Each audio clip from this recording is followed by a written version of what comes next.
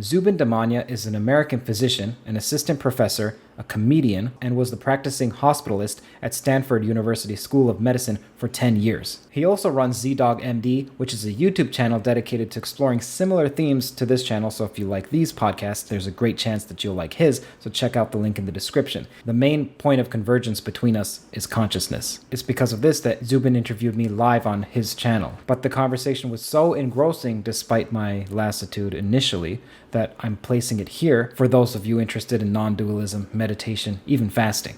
For those new to this channel, my name is Kurt Jaimungal. I'm a filmmaker with a background in mathematical physics, dedicated to the explication of what are called theories of everything from a theoretical physics perspective, as well as the possible connection consciousness has to the fundamental laws of the universe, provided these laws exist at all and are knowable to us. If you're interested in getting acquainted with this channel, there's a top 10 list of carefully curated videos in the description. It includes podcasts with Bernardo Kastrup, Donald Hoffman, Ian McGilchrist, Yosha Bach, and Carl Friston. More, of course. Links are in the description again. If you'd like to hear more conversations like this, for example, soon I'll be speaking to Leo Gura and even Daniel Schmattenberger, then please do consider going to patreon.com/Kurt Jaimungal and supporting. It may sound silly, but literally every dollar helps tremendously, and it's wonderful. Sometimes I receive letters saying, hey Kurt, this is just so that you don't have to work so hard and perhaps you can spend more time with your wife, because often I seclude my wife to a room while I'm recording, and I'm often thinking about work so much that it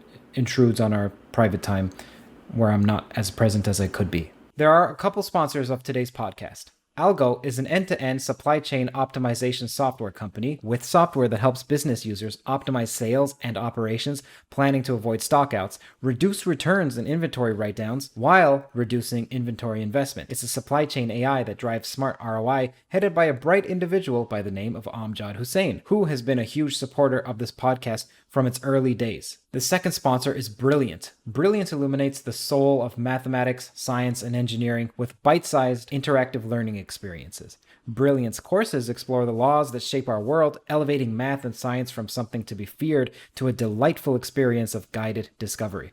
More on them later. Thank you and enjoy. This meeting is being recorded. And anything off limits in what we talk about? I'd say we just shoot the shit. Were you okay with thumbnail and title and everything? I'm fine with it all, man. I'm fine with Perfect. it all. And then I'll just give you the footage and you can do whatever you like with it, put it out or not if you think it sucks, whatever you think makes sense. Yeah, and are you going to leave this live stream up once it's done? Yeah. Yeah. And that way you have the kind of raw thing that's shitty, and then we have the really fancy produced version of either one of us puts out. Yeah, and again, you just gotta, and the way I was thinking is like we're talking to each other. So exactly, it's just conversation. No one's interviewing the other. Well, we can talk about this. I'm a horrible interviewee. Trust me. Hey, believe me, so am I. So it'll be a conversation. Let me do one thing here. So what I was thinking for the live, and you can tell me what your aesthetic is. By the way, I watched your whole fucking documentary, the 2-hour one. Oh man. Holy shit. Hats off to you. It's experimental. Yeah. Oh, fuck yeah. It's off the rails. Like, thanks. It's really fucking intense and crazy and awesome. And you said one thing, well, we should save it for the show. Yeah, so, sure. what I was thinking is I'll set it to speaker mode so that whoever's talking gets full screen, just because the 16:9 side by side is a little jankety for the live. I think at some point I can put us side by side just to mix it up, but I don't know. What do you think? Just be in the moment. It's fine. Leave it as I think it's called the speaker view. Yeah, speaker view. Yeah, that's perfect. That way it'll just go back and forth between us for the live, and then obviously you can do anything we like for the replay. All right, so we have all of this. We're recording. So you're recording your audio as well? Oh yeah, it's all on the same track. It's embedded in the video track, but I can always break it out. But you can break it out as well. I'll just share it by Dropbox with you. Great. Now let me think if there's anything else. Okay, now, so the only other tricky thing, I do this all myself, so it gets a little... So we're going live to YouTube and Facebook. I've got it all teed up, and I'm going to share it on locals as well. So let me do a few clicks here, and then we'll just go live. What do you think? Yes, go ahead. I'm going to let you introduce yourself, if that's okay, because that'll just be the best. Yeah. All right, so we're going to do publish. All right, theories of everything live, and then we're going to do. Oh, viewers are waiting. Look at that. Right. Let's do. How do I make this work? I got to go to Caster. I got to turn on this. That's how we simulcast, is using a company called Caster. Uh-huh. A cheap solution to simulcast. There we go. So we're connecting to Facebook Live. Perfect. Let me make sure Facebook Live is working. It is. All right. And then I'm going to go live in a couple clicks here. So here we go. YouTube, Facebook, and let's see how this works, guys. Give it a second and we'll see if we're live. It looks like we is on Facebook and YouTube. Give me a second here, guys. Welcome to the show. It's the Z-Dog and Kurt show today. Kurt Jaimangal, welcome, brother. Thank you so much for having me on, man. I'm extremely glad to be here. Dude, this is a conversation I've been so excited to have. So for parts of my audience that don't know who Kurt is, I watch his videos on YouTube because he interviews the kind of people that I deeply care about hearing from. And he goes so deep. I'm talking about like the Donald Hoffmans, Bernardo Kastrups, talking to Rupert Spira, which was a ridiculous like 3 or 4 hour conversation. And I watched all of it and was just like this the whole time. Kurt is a documentary filmmaker and just can you tell me a little bit about yourself, brother? Yeah. I'm a filmmaker first and foremost, with a background in math and physics, and I've always been interested in what are called theories of everything, which is a somewhat technical physics term, though it's now in common parlance, and it usually in the physical sciences means a unification of gravity with the standard model, as well as an explanation for other phenomena such as what is going on inside of a black hole, which you think would be answered by a quantum theory of gravity, but not necessarily. What is the beginning of the universe? There's differences as to what a theory of everything constitutes. Doesn't matter. You get the overview. As for what I do with the channel is I explore those because I've always been interested in theories of everything, and luckily I have some mathematical and physics background, so I can do so with a certain level of depth, and I like to question as deep as I possibly can the guests that I speak to. So some of them have been they range from theoretical physicists to people who are espousers of the idea that consciousness is primary. I explore theoretical physics, free will, consciousness, and God. Like God, okay, that sounds like woo, but it depends on what the definition is. That's the channel. Do you guys see why I love him? Like in a want to marry him kind of way. So these are exactly the same things I'm interested in. And what's interesting, Kurt, is like, I didn't have the physics and math background that you have, and I'm certainly not a documentary filmmaker. And but oh damn it, hold on, let me turn off that noise. And I'm also don't be put off, but the fact that I'm staring down at the laptop occasionally, off at you and at the camera because I'm looking at people's comments too. I'm impressed that you've set up your camera such that the eye line is aligned with me. So it looks like you're looking at me, whereas me, I'm pointed downward. Well, it's one of those things that I've had to work on for a long time, trying to figure it out. What's weird is it's actually off-putting to people on Zoom who are used to Zoom culture, where it's kind of like, "Hey, Kurt, how's it going? Yeah, things are good, right?" And then suddenly you're getting this weird amounts of eye contact with a background that isn't a fake green screen Zoom background, and people are they're a little unnerved. Actually, this is something I wanted to ask you about, because we can talk about the theories of everything stuff, which is important. This idea of is there unifying structure and conceptual framework that we can understand everything with, or is it an infinite regress and that kind of thing? But even before that, what's interesting is, since the pandemic started, this medium that we use has just exponentially blown up. Is that why? Did you see your channel really getting more engagement post-pandemic? It was started post-pandemic, so it was started during the pandemic. We're not post it, but yes, there's a huge craving for discussions that are about the fundamental nature of reality, and perhaps that's because people are philosophically destabilized. They're in a mentally insecure place, and I know I am. Lubricus ground with regard to belief, at least for me. it's variable and a straddle, and so people are perhaps looking for certainty, and that's why they come to these channels. Although if you're looking for any answers, I assure you I have virtually none, and the answer to almost any question that Zubin poses to me will be met with a dubious I don't know. Like I'm dubious about my own dubiousness even. That dubiousness about our own dubiousness is this kind of meta awareness, or it's the fundamental belief about belief that everything needs to be kind of questioned. Even our dearest held, deepest and most hidden beliefs, actually, I think, to drill into them and go, okay, but what if this was not true? And actually, what's present now in my experience, in what I can actually detect now that supports or refutes this belief?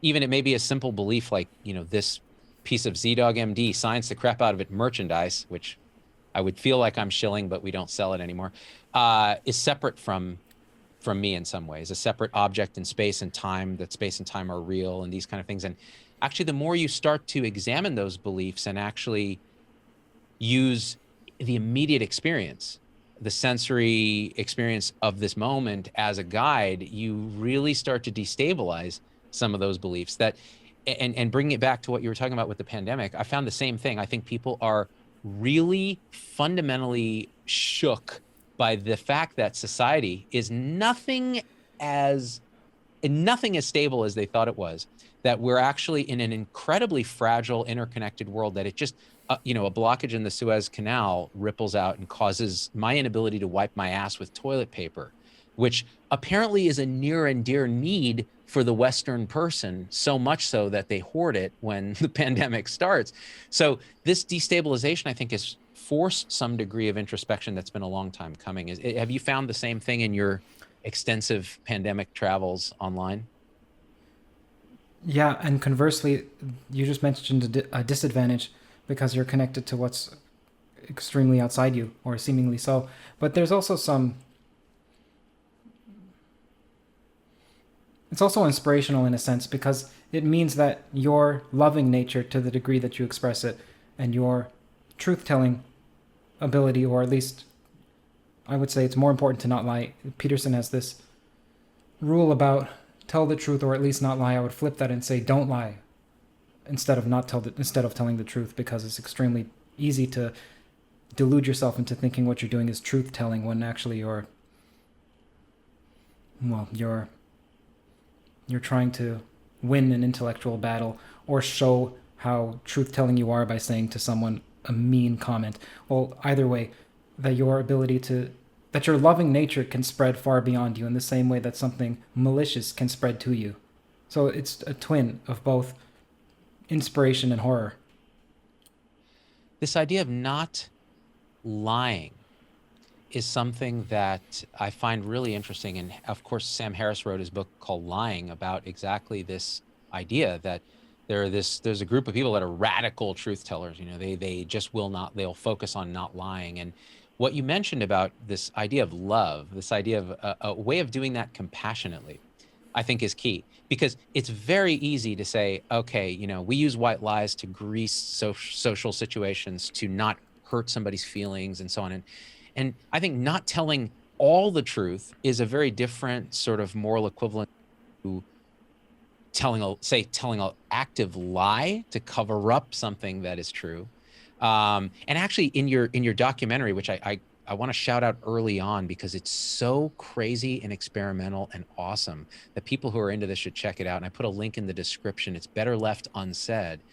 I believe you even said, you had a quote where you said you ask people for advice when you know the answer, right? But the answer is too painful to actually accept. So you ask someone for advice that they'll hopefully tell you something different, or a white lie or something, right? Right. I think that's Emily Zhang, although I could be mispronouncing the name. I think you're right. Yeah. She had this quote that the only reason you ask for advice is because you know the answer and you don't want to accept it. So, for example, some people will go to other people for relationship advice, hoping that what they're hearing is, you should stay with that person, when you know deep down you shouldn't.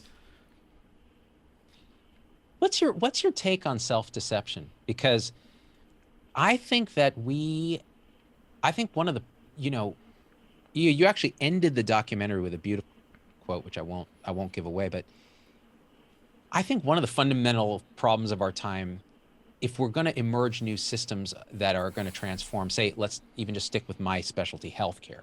If we're going to transform healthcare, we better fucking transform ourselves first, which means the self-deception, the lies we tell ourselves about ourselves, the hidden beliefs that we hold about ourselves. For example, if we hold the belief, I'm a good person, right? Now, that seems on the surface like a wonderful belief. But when we do something or think something, the thought arises, something that isn't nice, or we accidentally or purposefully do something that's clearly not in the best interest of someone else. And that dissonance then generates a kind of tension that causes a weird kind of dysfunction that actually projects outwards. And I think our systems of our human systems are actually epiphenomenon of our internal states. And until we can turn that lens inward, we're never going to solve these external problems. We're just going to continue to dysfunction outwardly. Have you thought quite a bit about this? I don't see another solution other than extreme self-flagellation and mortification, self-mortification, even to say that anytime you think you're doing, at least for me, anytime I think I'm a good person, I find via examination that what I was doing was cowardice masquerading as something good, or maliciousness or rancor. So I'm extremely hesitant to say that anything I'm doing is good. I'm just trying to minimize the bad, or at least I'm try to minimize the bad. Yeah, I think that really involves examining belief. Who am I? Even that is a series of nested beliefs that we hold and are conditioned from very young ages and are influenced by everything around us and our genetics, right? I'm not a big blank slate kind of guy. I think a lot of who we are is passed on genetically and otherwise, and then there's a component of environment. But really, I'm with Pinker a little bit, Steven Pinker, on this idea that we really are handed this kind of, I'm going to use a loaded term, this karma, not in a religious sense, but in the causes and conditions that led to us. And to some extent, there is a radical self-acceptance that comes when you realize that you are as you are and cannot be other, which means just that knowledge may allow you a kind of freedom and flexibility to be better than you were. But it involves actually accepting who you are instead of constantly putting up obfuscation and hiding from it. And as a public person, and you are too, and your rise has been meteoric. When I watch your stuff, and actually this is something I should say quick early on. When I saw your interview with Hoffman and Kastrup, now these are a couple of my, the people that I've interviewed, and I watched those interviews and I was like, God damn, like this guy's like a kid. He's vastly smarter, incredibly handsome, and is asking these tremendously nuanced questions, and had these guys' attention and the audience attention for like 3 hours of conversation. And my immediate response was rage, unworthiness, jealousy, anger, like all that just bubbles up. I'm like, God, this guy needs to fail, right? But the cool thing, I was proud of myself. I was like, that warms my heart. That's the malicious part of me. the part of me that that is more meta aware now from 8 years of being on a path of meditation and that kind of thing was like, oh, look at that. What's going on there? Like, what part of your ego has this sense of unworthiness, or this sense of like, you're never good enough, and so on and so forth. And by examining that, like, my next act was to send you an email and go, dude, you're awesome. Like, I love what you're doing. And that connected us. And you had sent me an email prior too, because you had just reached out spontaneously. And it's very weird that you have to have some degree of self-awareness to allow things to happen that I think are beneficial for all, but that requires the work. You have to actually put in the work. I don't think we're born that way. There are very few that are born that way. I certainly wasn't. I am a complete asshole at baseline. Complete asshole. I share your animosity for those who succeed in a domain that you think you should be succeeding at a greater level than the person who is. I've come to the, and I haven't come to it, but I'm coming to this idea of, well, love thy enemy. And there are some people, especially in the self-development scene, because I used to be a part of that, that I despise. But I think that the reason I despise them is because I'm jealous. And so it took almost everything out of me, everything from me, to click the like button on someone that I hated. And I did that as a test for myself. And there's this calm that comes, at least over myself, after I tell this story plenty. So some people ask me, well, how are you supposed to solve this whole extreme left, extreme right divide? And someone was interviewing me on the radio recently, yesterday or so, I believe. And he said he wanted me to say what, because he's against the extreme left. And he wanted, and usually the people who are adamantly against the extreme left identify with being a part of the right, or even extreme right. And he wanted me to say that what we need to do is fight back. And I'm for standing up for oneself and saying what one believes. I think that's noble and extremely difficult.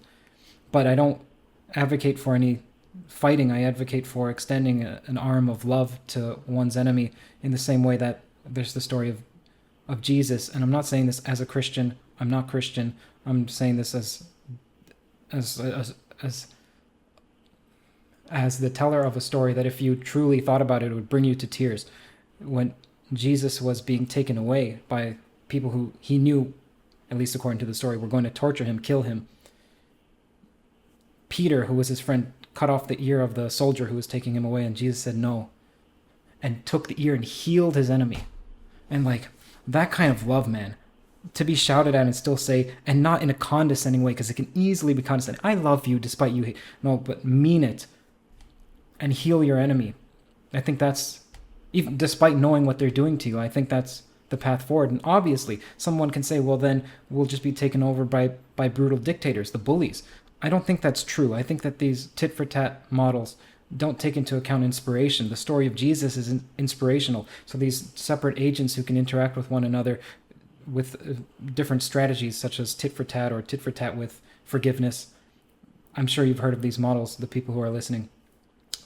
I don't think they take into account inspiration, how if one agent identifies with themselves, then they die. But if one identifies with what's good, then one lives, because the good lives on through you, through your example and through influencing others.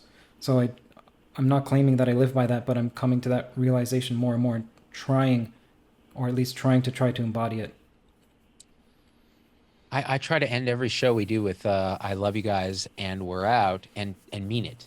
Like, actually mean it. Like, I love everybody as they are myself, which gets to, one of those interesting philosophical and ontological questions of what is the nature of reality. If, are we one substance? Is there one mind? And you talk to Kastrup and Hoffman and Spira about it. And I'm just curious, where, having talked to all these guys and physicists, and having this mathematical and physicist background, in your documentary, you were it was really remarkable to watch, because, and again, for some people, they're just gonna be like, what the hell? And for others, like myself, I was just like, oh, I've never actually connected the dots in the way that he's connecting it. And by the end, I watched the long director's cut. It's 2 hours. You said, what's the minimum amount of information necessary to extract the information and the meaning from the message? And I thought that was a fascinating experiment, because, 2, 4, 6, 8, like how much do you need to get the rest of the pattern? And your point was, well, maybe when we look at something like the Bible and we think, oh, this whole thing could be reduced to the 10 Commandments, or, or the Golden Rule, which is something I despise.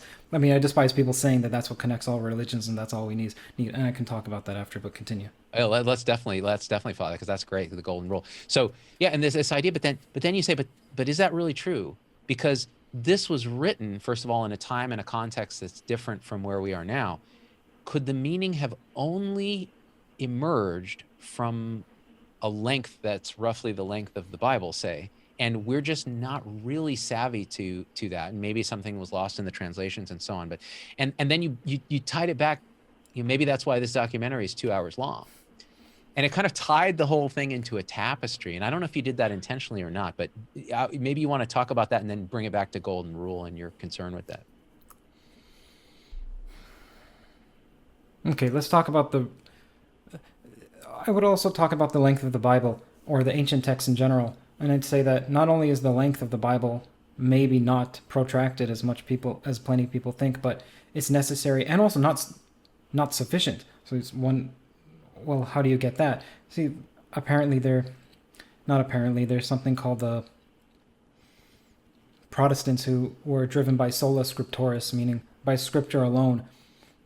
I don't know if I buy that, because plenty of our values and, well, our values are also embodied. Now, I referenced this in the documentary. There are 4 forms of knowing, at least 4 forms. Propositional, that is, I'm speaking right now. If you were to simply read it, that's propositional. Procedural, I'm gesticulating, so there's at least a modicum of body language, though the research says that it's 70%, and I don't understand how they get that number.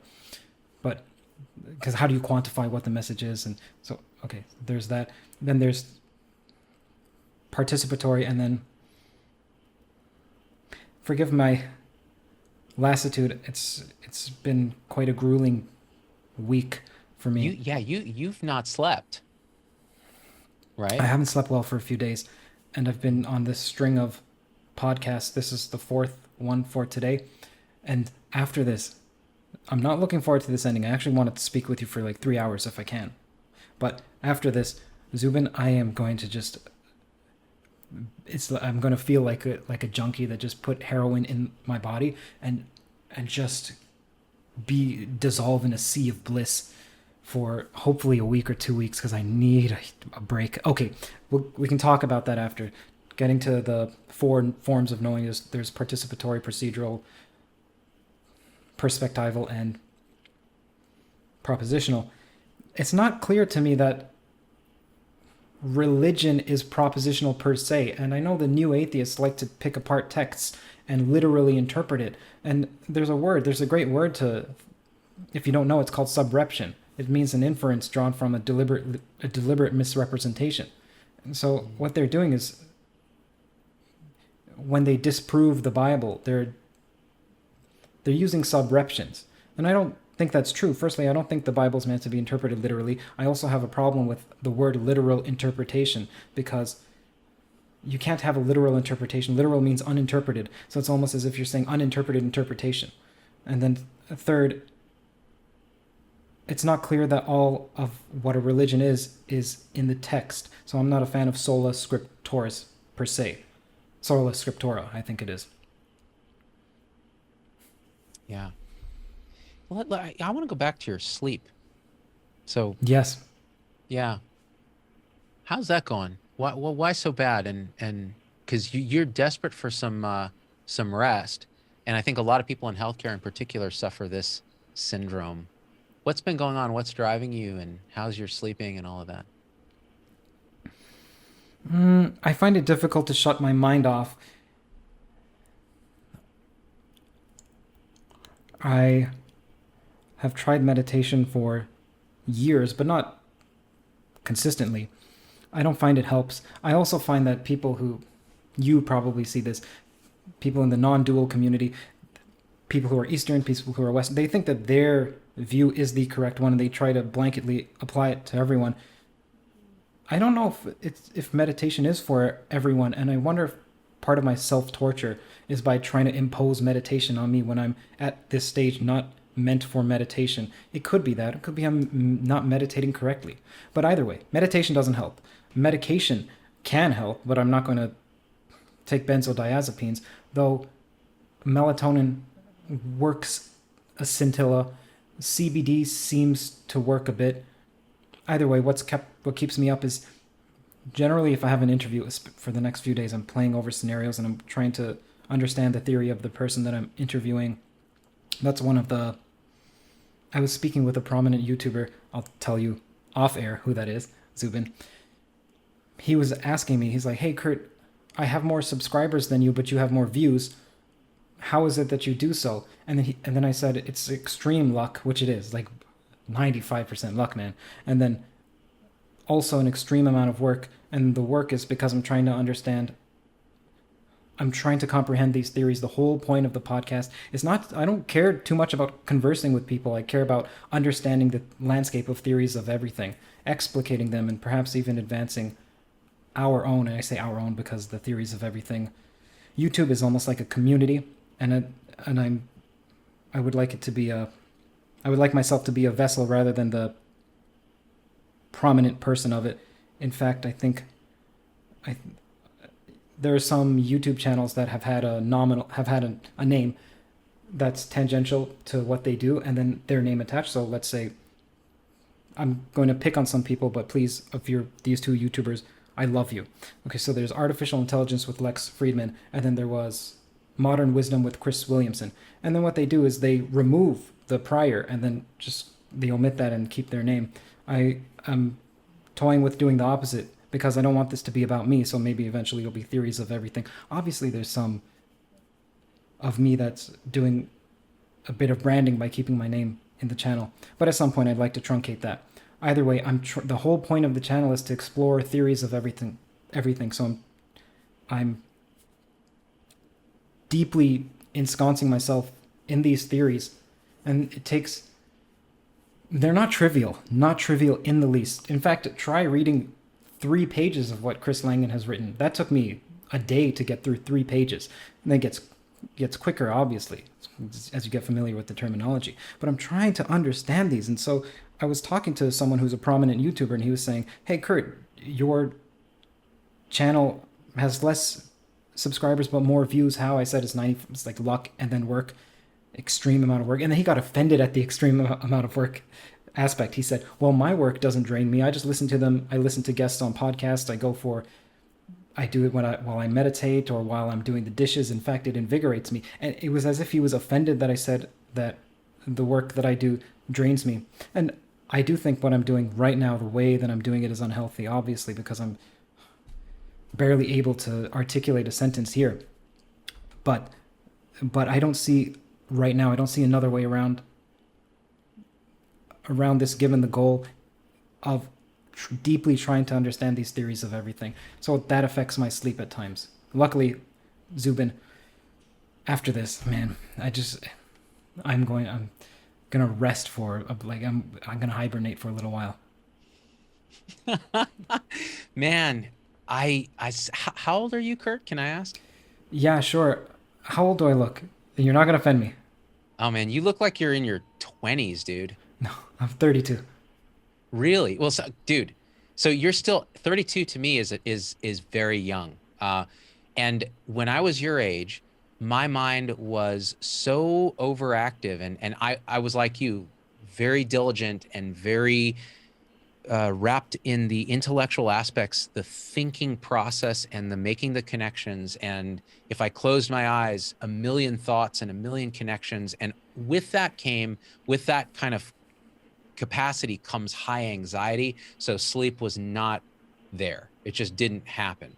And that sort of phenotype of person, I kind of see it in you when I see your interviews, because I can tell, I think most of the audience can tell, that you've put a shit ton of work into these guests. Like the fact that you can talk for, 3 or 4 hours to somebody who's esoteric to begin with, right, is pretty remarkable.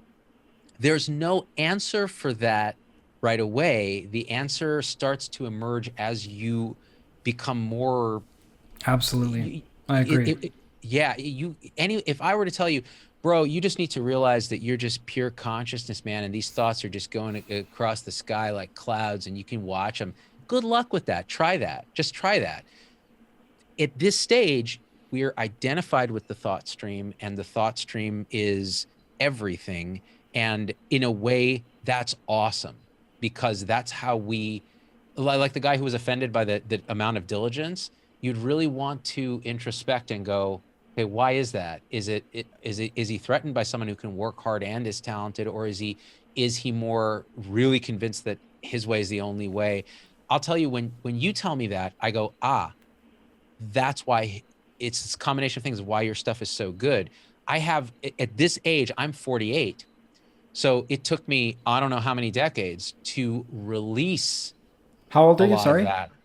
It, I'm 48. So it took me however many decades to release this fixation that I had on hyperdiligence as a way to get by. But I needed it. If I didn't have it, I wouldn't have the tool set that I have to do what I do. And now what I do is I try to drop into flow and see what happens. Sometimes it works, sometimes it doesn't. There's some part of the audience that loves that. There's some part of the audience that really wants a more structured sort of thing. But I can't be anything but what I am in this moment now. It used to be I would try not to be. I try to be whatever anyone wanted, which was very ego dystonic. It felt very wrong, but yet you get the dopamine burst from whatever validation that came from doing that. So it really took a lot of time for me to find that way. And I'm not saying that's your path, but I think that I'm very sympathetic to what you're going through. It's very hard, very, very hard. Your documentary, by the way, for people who have not seen it, it really speaks to who you are. There's so many gems in there of kind of getting at who Kurt is right now that it's absolutely a fascinating thing to watch. And when you talk about your parents, I thought that was fascinating because I resonated with one of the things you said, and I don't know if you said this consciously or as just part of who you are. You said, I really, the idea that they may not be around to kind of see what I've accomplished and that kind of thing. I'm like, that's an immigrant thing, man. Like for me, like this idea that so much of my life I lived, like, what am I going to do to show my parents that I'm worthy of being a kid of theirs?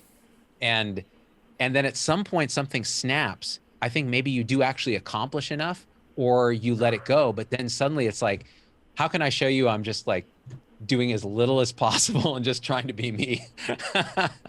Because I think that's ultimately what we all, what I was looking for. But yeah, I gotta change really. my headphones, and I want to hear you through this stream of consciousness. Just give me a second, all right? Yeah, of course. So while you're doing that, I'm gonna look at some comments here. Boy, there's a lot of comments. Too much at one time. Try separating the now to what can wait, says Ann Cairns. So that's good advice for anyone. It's very hard for an autonomic mind because we're not really, we see. So here's one of the things that I thought of, when I was hearing you talk about this. There is, for me, when that happens. Oh yeah, sure. Can you hear me now though, or no? Now you can hear me, yeah? All right, we're gonna find out because I don't want to talk. Great. Yeah. Okay, I can hear you crystal Yeah, you can clear. hear me. I don't know if okay. I don't know if anyone can help me with this tech problem. Anytime I use OBS, which is recording right now, there's distortion placed on the Bluetooth headphones. Don't know why that is. Okay, continue. Yeah, I use OBS for streaming live, but not in this case because I'm using Caster. But I found that OBS is very quirky since it's open source. There's some weird stuff in there that Yeah. people may know the answer to. Okay, so one thing you said when you talked about this thought storm that you have at night that prevents you from sleeping, I actually think of that as a storm of thought. For many people, myself as one of these, we hold ourselves accountable for having the thought storm, and it wraps a series of meta beliefs around what's actually happening. So thoughts are coming, and then we go, these thoughts shouldn't be coming so fast. I should be sleeping right now. Why can't I turn the thoughts off? Why am I having these thoughts? I'm somehow a bad person, or I'm not good enough, or whatever. And that adds another layer because as you probably know from talking to so many people that you've talked to, we don't author our thoughts. In fact, any level of investigation can kind of reveal pretty quickly that these thoughts arise. They may be from causes and conditions, but we're not the author of them. In other words, we cannot control what we think because even trying to do that actually causes more thoughts to ripple in the pond of consciousness. That doesn't mean we can't frame our response to the thoughts or how we kind of interpret our thought storm, but we certainly can't control the actual thoughts that arise. And that illusion of control, which again relates to free will and all that, which is a whole nother thing, but that illusion We're going to talk about that. Yeah, we should definitely talk about that. That illusion of control, it creates a kind of suffering. It's a kind of a meta suffering on top of the suffering of identifying with the thoughts. So it's very hard to tease those things out. It's only recently that I've been able to watch my mind enough, with a lot of help from different resources, that to go, oh, look what's happening. This is a thought storm. Okay, don't, I'm not going to judge myself for the thought storm. And what's weird is the thought storm then kind of runs its course. So now when I wake up at 3 a.m.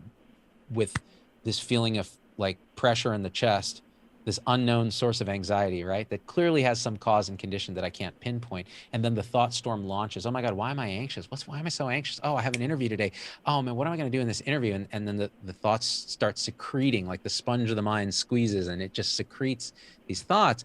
I'm able to actually at some point get a meta-aware metacognition and go, oh, look at this, look what's happening. Okay. Now, okay, when you say you're able to do that, how are you able to do that without exercising free will? So this is where I find free will is a fascinating thing. Yeah. So, we know the arguments against free will. We know arguments for determinism, that everything is just causes and conditions and we're just along for the ride. But actually, I'm increasingly wondering whether how we direct our attention is not one of the only things we have within some degree of will. Now, Hoffman, with his conscious agent theory, actually feels that each agent within the complex instantiation that we are has its own de novo free will, but it's constrained by the free will decisions of other agents within the matrix. And therefore, true like free will at this instantiation isn't really true. It's constrained, but yet novelty still enters the universe in the form of decisions at each level. And so I think free will is, I don't think there is no free will. I think free will is not what we think it is. I think it is, and I'm not a compatibilist or something like Dennett. I just don't think it's what we think it is. So there's something that happens, and you could even say this, well, even that's not free will when I'm recognizing the thought storm and I'm deciding to do this thing. It's more that this neuronal storm, this complex series of happenings that is me, suddenly, because of previous causes and conditions, I read a text, I studied some Buddhism, I read Sam Harris's book on free will, I studied Angelo DeLullo's book on awakening, and now there's enough juice there to emerge a decision to go, a decision that's mine to go, oh, this is this thought storm. I should sit back and watch it and then let it dissipate. So it's very complex. And I think even claiming to understand it would be just pure foolishness. Mm-hmm. So in what you just articulated, it's more about that we don't have free will. It's that our decisions are based upon the prior conditions, and these are also not within our control. I would say this, I'm actually kind of partial to the Buddhist idea of dependent origination, that everything happens because of causes and conditions that aren't simple. It's not just, I lift up the cup, therefore this happens. It's more like the entire web is connected in ways that even the superest supercomputer could never predict yet. And that then, unified vibration of stuff happening affects what thought arises next. Have you heard of Wolfram's concept of computational irreducibility? I haven't. Okay, so what it is, it's Wolfram thinks that this is the origin of free will. Computational irreducibility means that a system is, you can't predict the outcome of a system without running the system. And because we're embedded within the system that we're running, you can't predict your own actions unless you simply run them. Almost like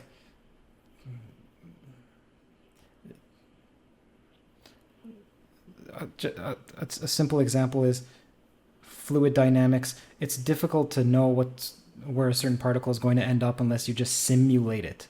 You can't derive it. And right, okay, well then he would say that that's the origin of free will. It sounds similar to what you're saying. Okay, I love that. And I'll tell you why, because, I don't know if it's fMRI data or what, but human minds simulate out what they're going to do. And in fact, I think Sam Harris has talked about this. If I go, I want to pick up this cup, my mind has already done a projection. This is what it looks like. And it lights up motor sections of the brain that would normally be involved in actually picking up that cup. So in a way, our mind is like a future predictor, but that act of prediction feels to the consciousness that we are like a free will decision. It's almost like it predict and these studies have been cited, you've made a decision like up to 6 seconds on fMRI before you're aware the decision's been made. But that doesn't mean that some aspect of your mind system hasn't in a free will sense de novo made a decision that you're just not aware of at this level of consciousness where we are. And that's why, we have all these unconscious processes that in themselves may well be conscious at their level in a way we are not able to experience without brain damage, drugs, whatever, that put us at that level. So free will becomes this intensely complex thing to even think about. And one thing I want to say is, if you've ever had a meditative experience, and it's not really meditative, it's more a non-dual experience. And what I mean by that is, and I can actually try to put myself in this headspace even now, where, and there's a beautiful old piece of wisdom writing, a Buddhist sutta called the Bahia Sutta, that points this out. And it goes like this: train yourself this way, is what this wise sage is telling to someone who's trying to learn to be enlightened. And he says, train yourself in this way.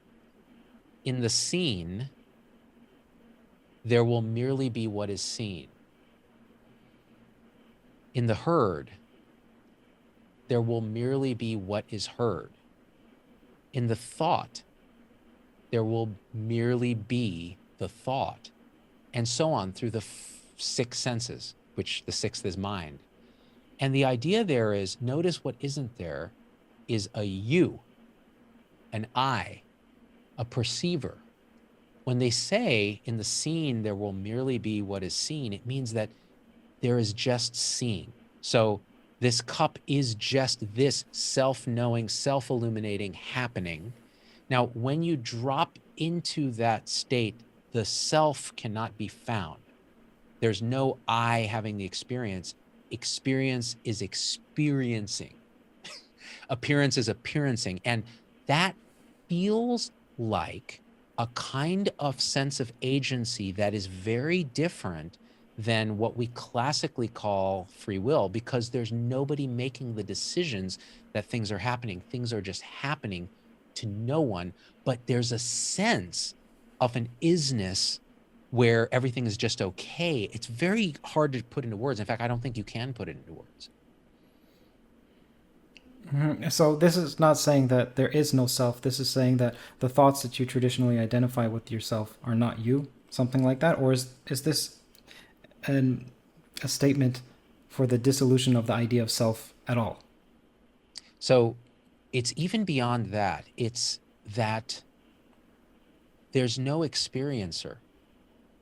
So do you know how Rupert Spira will talk about step back as be the awareness, the sense of I am, the consciousness is what we are, is one of his teachings, right? There's a step beyond that, which is even consciousness as a subject, as an experiencer, disappears. And then even the idea of self, it's nowhere to be found. There's no you there. And it's very hard to put into words, but what that feels like is things happening, and that includes sound, sight, hearing, smell, taste, and thoughts. So thoughts materialize, and they just are what they are. So everything is just appearing, but there's no subject. And it's not even that the idea disappears, it's that even there's nothing there. It's just stuff happening. And the way that feels is infinite okayness, infinite freedom, and no suffering. And the reason there's no suffering is, who's the subject of suffering? So even if a painful sensation arises, it's just experienced in and of itself as exactly what was happening in its right place to no one. Which, again, it sounds crazy when you try to put it into language, which by its nature is a dualizing subject-object construction. When you say that it feels okay, who's it feeling okay to? Why is there no experiencer there? You could say it this way, and again, even this is not doing it justice, and people who've had this experience are going to be laughing at me going, this asshole's trying to explain this in words and you can't. I understand. You can I think mean, you can I think of it can you can think of see. it yeah, it's very tough. You can think of it this way. Pain is just it's a self-illuminating process. In other words, it's a vibrating field of experience that just is in and of itself without the need for a subject. So it's truly non-dual, meaning not two. There's no subject and object. There's just this. So if we were to just stare at this, you know, this object, attention in a way, the beam of attention that feels like it's coming from a subject to an object, that evaporates and the object just radiates its own being in a way that feels more real than anything that you could experience as an experiencer. And the thing is, to come from that state and then try to describe it is absolutely not possible. All you can do is point with words to evoke that natural state in people. But even that, you have to be really good at that. Like Rupert's very good at that. There are people that can point very directly. Muji on YouTube is very, very good at pointing very directly. Adyashanti might be good at pointing very directly. And when you experience it, and people experience it in flow state, oh my, I disappeared and things were just happening. It was this just beautiful flow, and all they come back and go, I want that again. Because when you experience it, you have this weird intuition. And again, who is this you? Language will fail us. There's an intuition that this is what everybody's been talking about and seeking throughout all time when we look at any spiritual or wisdom pursuit. And I've only had sort of unstable short-term glimpses of this. And when I've come back, I've been like, oh, the ego immediately reasserts itself and goes, oh, I'm the guy that had that experience that was dope. I'm going to tell stories about it, right? It's really interesting. But in the moment, you're just like, it's just pure wonder, personless, just, oh, and and then you come back and the mind comes and tells a story about it because it has to. There's nothing else it can do. It has no words for it. You made an argument as to why we shouldn't experience pain when we're in that state. You used the word vibration. I don't recall what the exact statement was, but why can we not use that same argument to say that even the feeling of bliss when you're in that state is an illusion and there's no bliss either? So I would put it this way. All that is in that state is what is. So the raw experience, the unfiltered reality of what's happening at that moment. And whether it's a sensory experience like the sensation of pain, we call it pain because we apply this conceptual label to that experience. We say pain, which has a charge, a valence of negative, and then a response of avoidance, or projecting a thought into the future. When will this pain go away? Or a memory. Oh, this feels like that time I had, appendicitis or whatever. Without all that overlay, it's just this sensation happening in now to no one. And that's the other thing, is time is not even, there's no conceptualization of time. So it's just all happening as a kind of a wave right now. Now, that can sound disconcerting. And actually, anyone who's done psychedelics at any point may have had experiences like this and then come back to sobriety and said, oh man, I was just tripping balls. But what you may have touched into was the timeless nature of raw experience without the conceptual overlay. And what that feels like to a mind when it comes back is, oh, I was tripping balls, right? But in reality, it's really one of the most natural, it's probably the natural state prior to mind imposing itself, in my opinion, because I can only speak from my own experience. Well, you can't speak for your own experience if there's no you. So when you say that, that's just a linguistic device. It's a linguistic device, exactly. Okay. And by the way, Kurt, so people do, the non-dual people do these linguistic gymnastics around trying to not use the word I and all that. That's dumb. I think language is designed for a we space, right? So you have to use language to try to describe something undescribable. And all you can do is point in the direction. Only you can kind of have the experience. And by you, even that, right? You see where the language fails pretty quickly.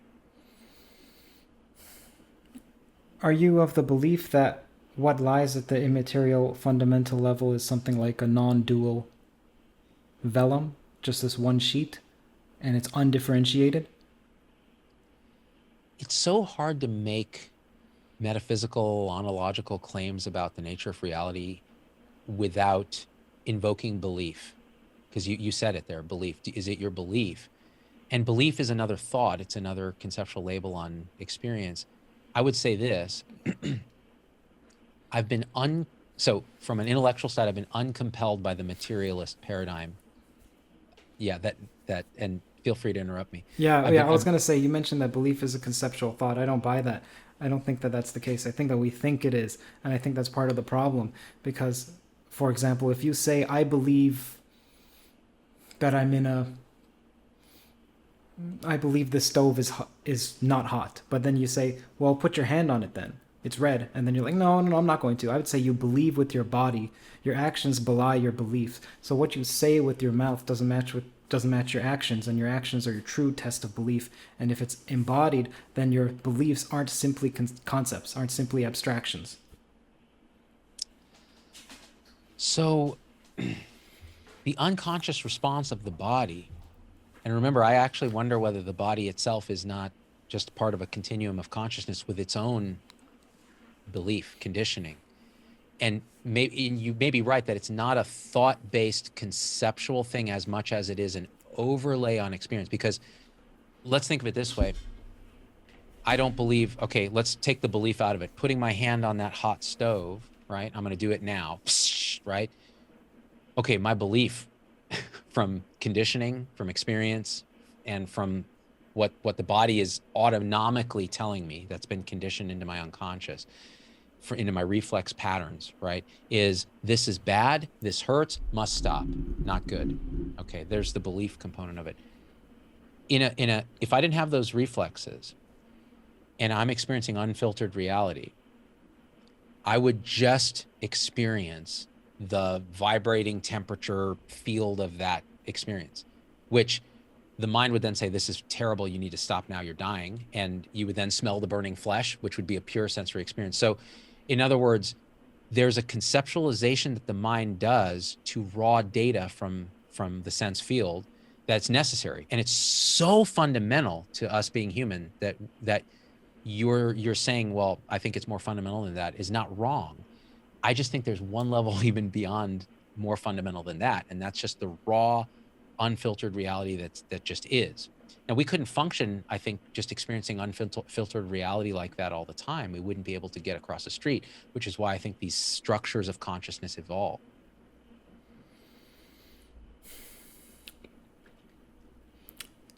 I understand that one can get to a place where one feels like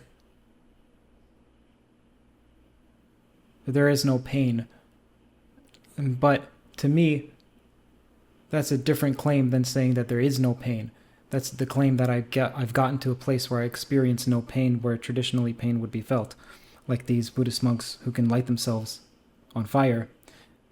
That to me seems like, well, what I'm about to say is contradictory, but that to me seems like an adaptive strategy rather than an ontological claim.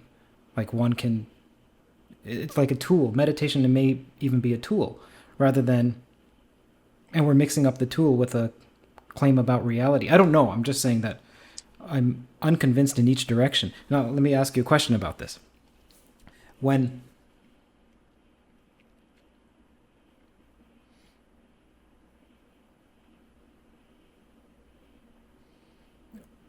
given that the mind is self-deceptive, and we know this, and experience is fallible, or at least the inferences drawn from experiences are fallible, then why would one make the claim that just because I can get to a state where I feel like the self is an illusion, that the self is an illusion, given that the self seems to be the most pernicious illusion, and yet we've dispensed with it? How do you know that that's itself is not an illusion?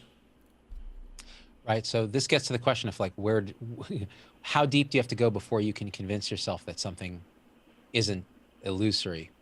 And I think neuroscientists, could say, well, there's no seat of the self, even neurophysiologically.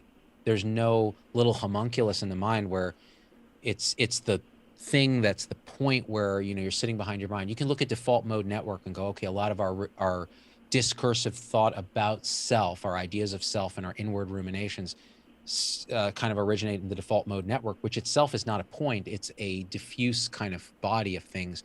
And there are aspects of that even. I actually think that, and again, so some of this comes from experiencing these states. And the question is what truth can you pull out of that? And when you talk about even meditation as a tool, like you're lighting yourself on fire, I think there is a component of there are meditative practices and jhanas and things like that where you can actually, you get very good at ignoring sensory stimulation to where it doesn't distract you. And that's very different than allowing yourself to experience the raw experience of being on fire and doing nothing about it. So again, without having gone through that, it's very hard to investigate, because the way you would have to, there's no way to investigate these easily without doing it introspectively, because it refers to inner states. But then how much can you extrapolate out? And I think Harris struggles with this. So he'll always put the disclaimer, well, I'm making no claims about the nature of the universe. I'm just saying this. Whereas Deepak Chopra takes the opposite tact and says, well, because I've experienced this in meditation, it must be true of the whole universe, right? And I think both of those are very extreme statements. I think what you have to do is you have to kind of, again, approach it scientifically and say, okay, so what would a materialist paradigm say about the nature of self? Is the self a real thing? Well, I think even materialists will say, well, no, it's probably a construction that's made by neurochemical processes in the brain that themselves are not conscious. So how is that any more real than saying, yeah, the self is actually a mind construct made up of thought, belief, and it's a very tight web of thought going to thought going to thought that's conditioned from birth, that's all made of consciousness, and it can be seen through. It can actually relax. It never goes away, really. It can relax and get out of the way of raw experience. I'm not sure there's a big distinction there. Which is why I'm increasingly convinced that when people talk about awakening, say, spiritual awakening, really a big piece of that, I think, is the dropping away of the false sense that I am this, to go to the next level of I am this, which is consciousness itself. And then even that collapses into What? I am nothing? just this. So just this happening. And this is where you can't even open your mouth about it, because there's no you to, and I think that, look, Kurt, like if this were easy to talk about, it'd be one of those things we'd all be pretty awake, because we just, in school, we'd be like, okay, so here's the thing, all right? Do these 3 things, your self drops away, you see truth as it is. If only. If only. And yeah. Okay. I'm unsure. I know that there's the claim of what one cannot speak of specifically, one must be silent. That's Wittgenstein's. And it's also true that it could be that our level of language is not sophisticated enough. So, for example, go back 10,000 years. Well, that's not enough for grunts, but let's go back to caveman era when there were grunts. Obviously, they lacked a level of language that would allow them to understand what a microphone is, for example, or what any sufficiently almost anything in this place. They wouldn't be able to understand it in the same way we do, because they don't have the language for it. So there's a relationship between language and thought. And when people say that well, we can't speak of it, I say we can't speak of it now. I'm not saying that. I don't think that necessarily. I don't see the reason why language would necessarily be incapable of expressing the thoughts that one gets to in these meditative spaces. Either way, it doesn't matter. That doesn't matter. Okay. Actually, what do you want to say? I think that's an important point that you bring up, because everything that you just talked about is coming at this state from a position of mind. So, in other words, from the position of the linguistic mind, which, as you say, this is important. Cognition and language are not to talk about non-dual. They're directly related. And in your documentary, I think you interviewed a dude who was talking about that actually quite directly. And I'm forgetting his name now, but this idea that, so this is what I propose to you, Kurt. You may be right. Like, I can't disprove what you're saying, but I can only say this. From the experience of that state, I can say pretty firmly, coming back and then using language, I said, It's not a words thing. And the only way you will be able to understand that argument is by experiencing the state, which again is, it's actually not difficult to get to, but you have to be pointed in a way and open in a way, and you have to almost surrender the resistance of all our conditioning, which that's what makes it hard. And I struggle with it. I struggle with it. And the problem is when you come back to the standard mind state from that more open, surrendered, your mind starts to tell stories immediately about how you're not worthy to ever get that back. So I completely understand. At some point, if you just read the dictionary, it only refers to other words. So, in a sense, almost every concept needs what's extra linguistic because you can't talk about what's bumpy, let's say, by reading the dictionary. You have to point to what's bumpy, experience it, attach the label of bumpiness. So, maybe because these states are so rare for the majority of people, attaching a name is extremely difficult, if not impossible. I don't know if it's impossible, but I understand that it's difficult. you know what's interesting in your, again, in your documentary, going back to this, because I think, because see, this is important. How do we started off talking about how are we going to, how's the world going to emerge better systems if we don't actually understand ourselves well? You know, your theories of everything are crucial, but they have to include the internal universe of human experience, I think. That's my opinion. And the question is, how do we develop ways to point to these truths from people who've had those, are operating from that position? So they're operating from that present moment sort of experience. And I've met a couple people who do that, and just talking to them can evoke the state. And I interviewed one of them, Angelo DeLullo, who's an anesthesiologist.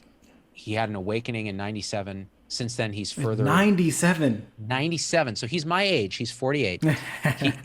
This is crazy. Talk about jealousy, dude. Talk about jealousy. I was like, screw you, buddy.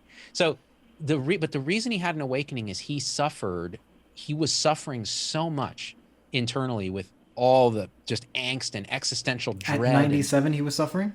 In 1997. So oh, 1997. Sorry, okay, not at the age of 97. Sorry. No. He's my age, but it was back in 97. And he had this experience where the self dissolved. He was pure emptiness, like the substratum that the universe appears from nothing. The idea of Buddhist emptiness doesn't even kind of touch what he had experienced, he told me. And this then he never spoke of to anyone because he found he couldn't say a word about it. And it took him 20 years of further work, including going through medical school, becoming an anesthesiologist, like experiencing everything in the human condition, reasserting his suffering and everything to be able to better understand how to point to it. And even then, he said it's really, really difficult. But just being around him can invoke those states. At least it does in many people who've talked to him, including myself, because I had him in my studio for 2 days straight. And I tell you, I was walking around like I was on LSD for a good 3 days afterwards. And even my family was like, wow, you're a different person. It's really, it's a real thing. And so how would we begin to use language or the tools that we have to try to emerge that? And I don't have the answers for that, but I think it's something we ought to be looking into. With your cup, it says "science the heck out of this" or something like that. Do you mind showing it to the camera once more? Yeah, sure. It's science the crap out of it. Right. Okay, do you believe that? The reason why I say that is because what you've just described has almost nothing to do with science. In fact, it seems anti-science to go to one's experience, the subjective rather than the objective. So what's the deal with that cup? And how can when was that cup made? Was that before this 3-day spa with this person? Nope. It's yes and. Science is absolutely the study of the external third person or internal singular physical icon world. And again, to put it in Buddhist language, the causes and conditions, the dependent origination, what are the rules of that?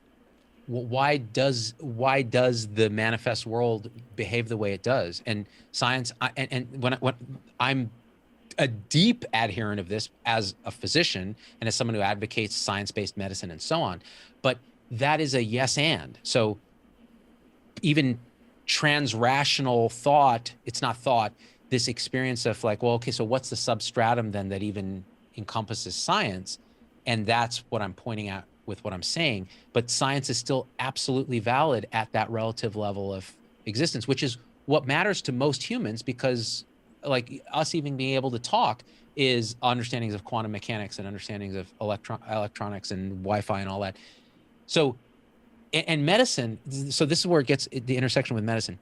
Medicine has gone a long way using the reductionist scientific method. Reductionist meaning, and that's a very charged word, I don't really like it. It's more saying, okay, it's a materialist paradigm. There are receptors and gates and molecules, DNA, and so on. And if we understand that, we'll be able to do anything in medicine. And I actually disagree, because I think what we're seeing there is what Hoffman calls our interface, and we can get narrow and narrower in terms of the pixel density of the interface. But at some point, we cannot get down underneath it to the transistors and electron gates that are actually running the desktop.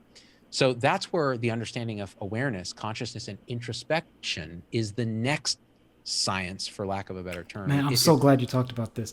Zubin, something I've been thinking about for quite some time is and I don't like to say this, I talked about this I was speaking to previously.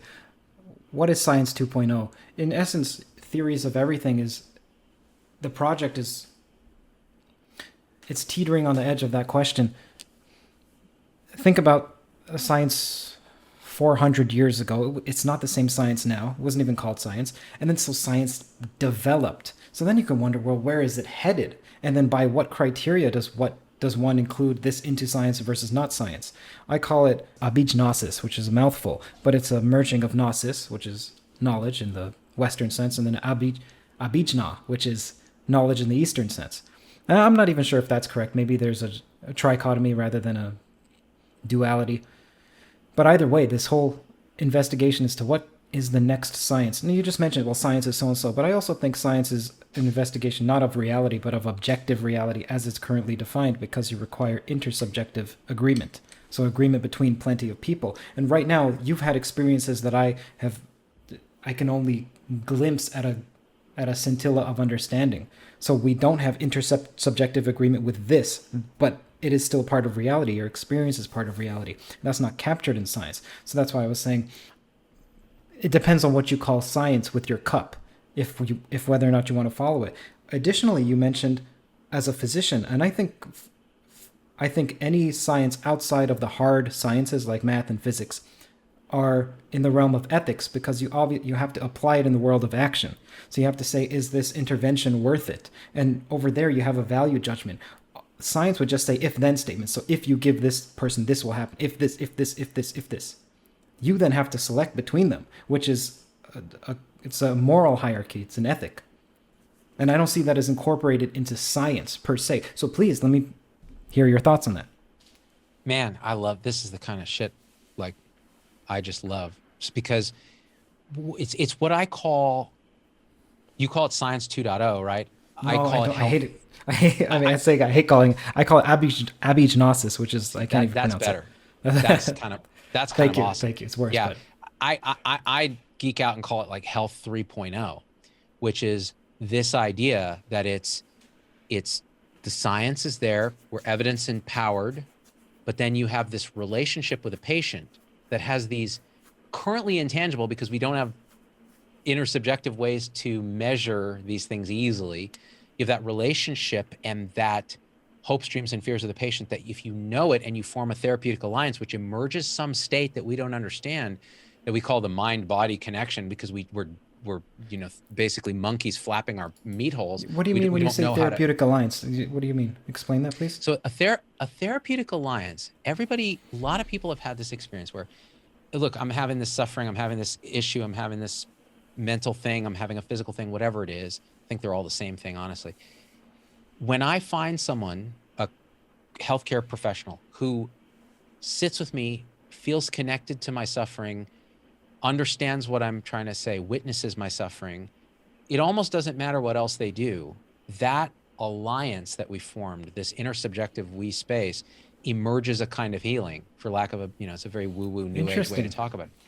And anyone who's practiced medicine knows this to be true. Anyone who's been a patient and has experienced it, they may not know it because they may still have this expectation. Well, but he also gave me an aspirin or gave me an antibiotic and I got better, or maybe they gave me an antidepressant.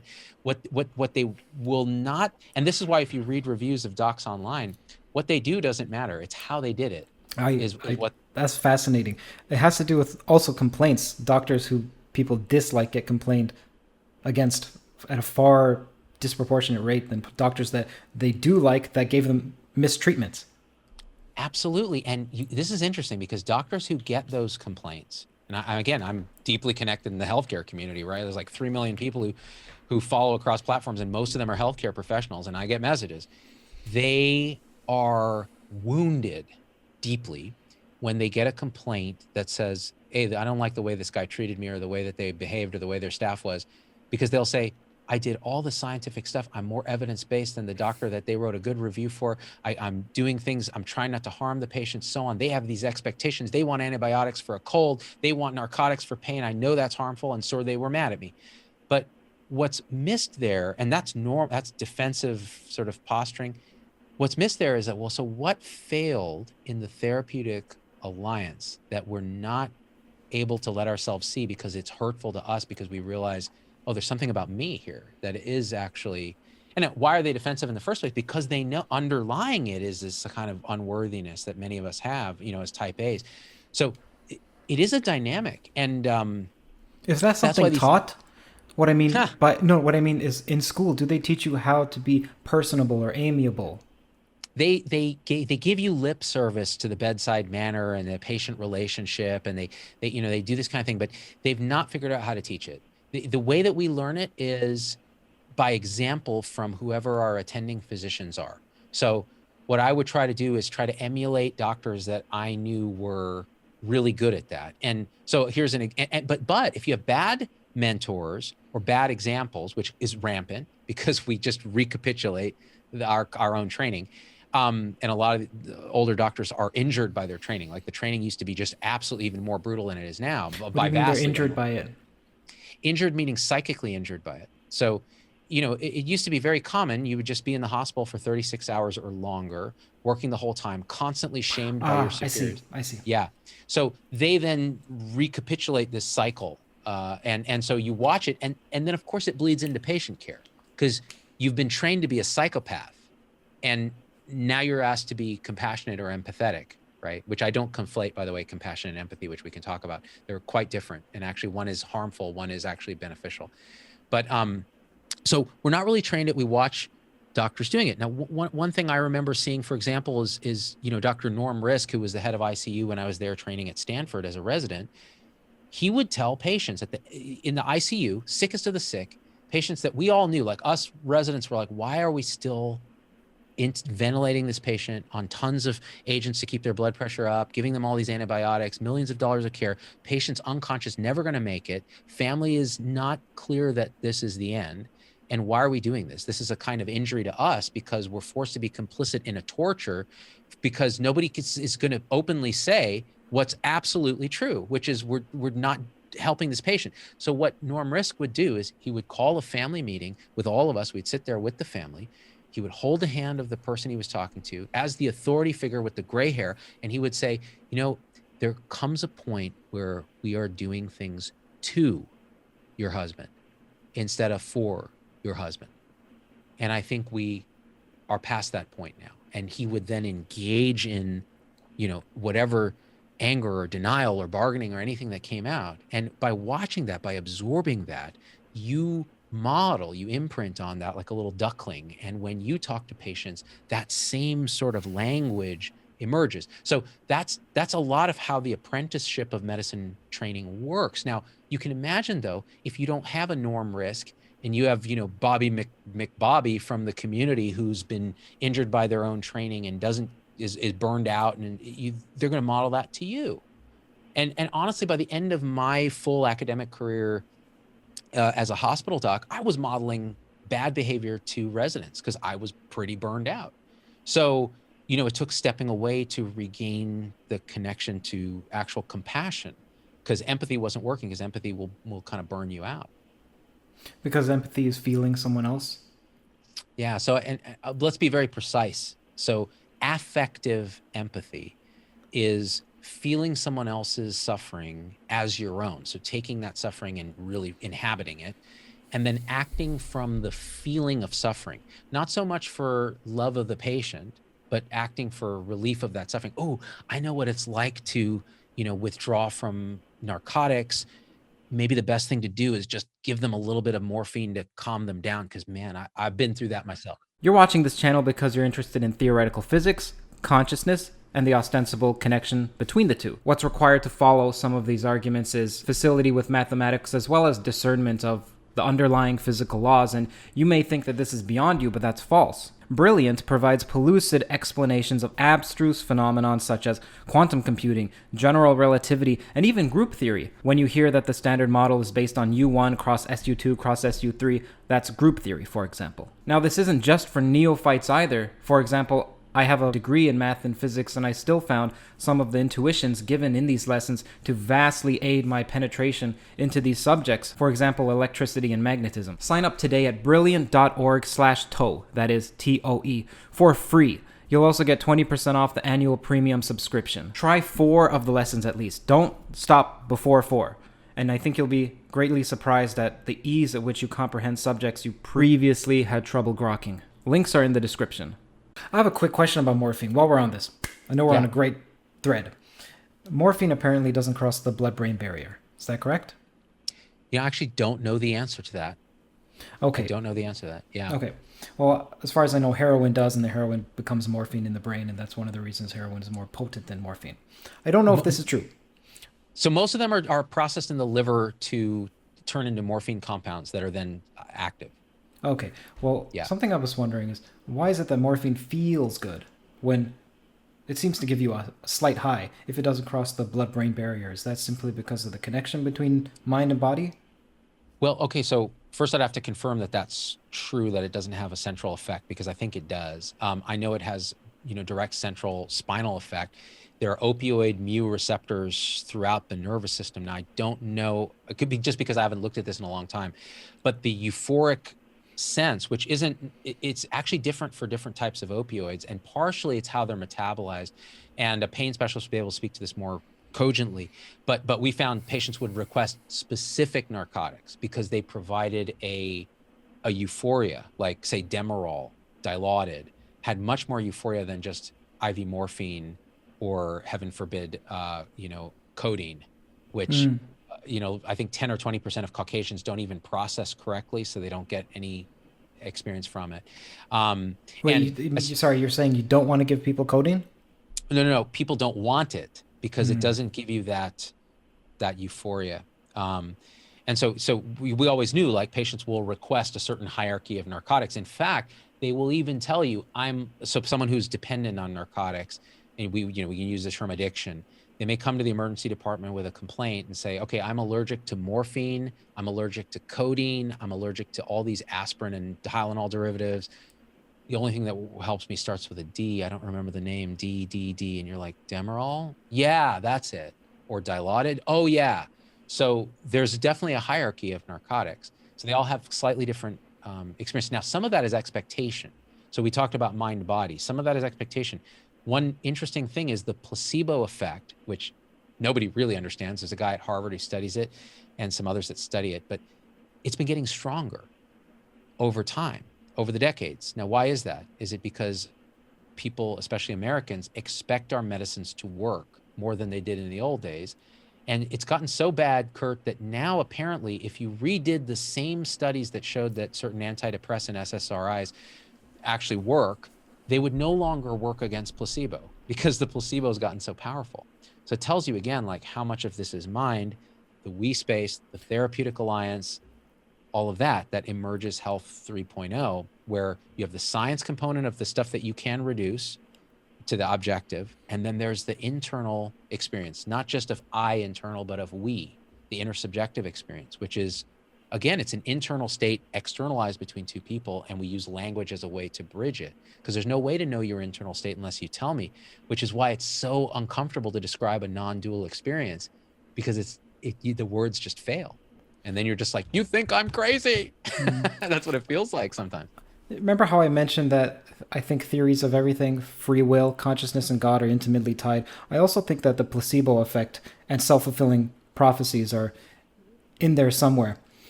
I'm, I may be writing a book on the placebo effect because there's, well, it's just the more you think about it, the more it boggles the mind.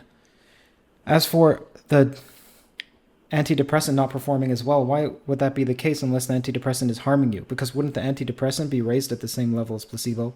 Yeah. So sorry, I should be very specific. If you did that trial, uh, um, exactly back then using the level of placebo that is now, the efficacy of placebo now, it would fail. But what would probably happen now is both would rise. And the question is, would the active ingredient rise more than placebo and still be statistically significant? We don't know because I don't think the trial's been done. But it is quite interesting. And you're onto something with that. And by the way, tying that back into what your whole, this, gnosis that you're talking about, Yeah, that first word, which abignosis. yeah. Daniel Schmachtenberger, who I think and I were talking, and he shared a piece of writing that he wrote. And he looks at it this way. He calls it the dance of the Tao with the 10,000 things. And that's a very poetic way of saying the absolute, which is whatever is fundamental reality, whether it's emptiness or awareness or whatever you want to call it, dances with manifestation, which is the stuff we can measure and quantify and use our typical science on, in an intimate and inseparable way that's beautiful and complex. When I think of human organisms, I think of what Federico Fagin, who I've had on my show, talks about. He's a like someone who's funded some of Don Hoffman's work. He is a physicist, Italian guy who co-developed the first commercial microprocessor with Intel in the 70s, and since has worked on AI and stuff. And he wrote a book about this. He feels that, humans are these quantum classical hybrid systems where when he uses quantum, he's talking about this indeterminate space where free will may emerge from nothing. And that may be another for this kind of substance of reality. And then it manifests in this very classical deterministic way in the form of the body. And the body, like a human cell, is a quantum classical hybrid. So you have this really kind of indeterminate free will generating complexity of isness, and then you have the mechanistic stuff we can measure and quantify, and they're not two. So I think that's an interesting way to look at that Wait, you dance. said they're not two? Not two meaning they're not separate, they're intertwined. At the human level or in reality?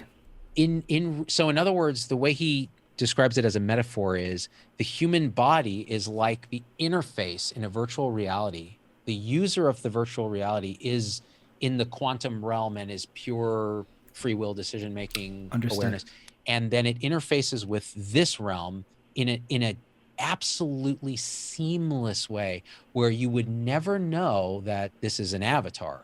But again, it's all made out of awareness. Ultimately, is his posit. It's all still one substance, but it just appears in this way. And mechanistically, it functions like this, where the avatar and our decision making. And another way to think about this is when you're in a flow state or you're in an authentic conversation, like we're having a pretty authentic conversation right now.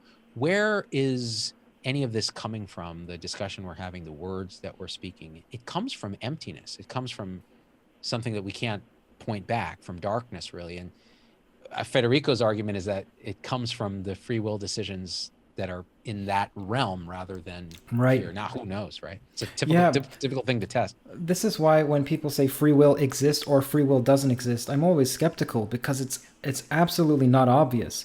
There are reasons to believe it in both directions.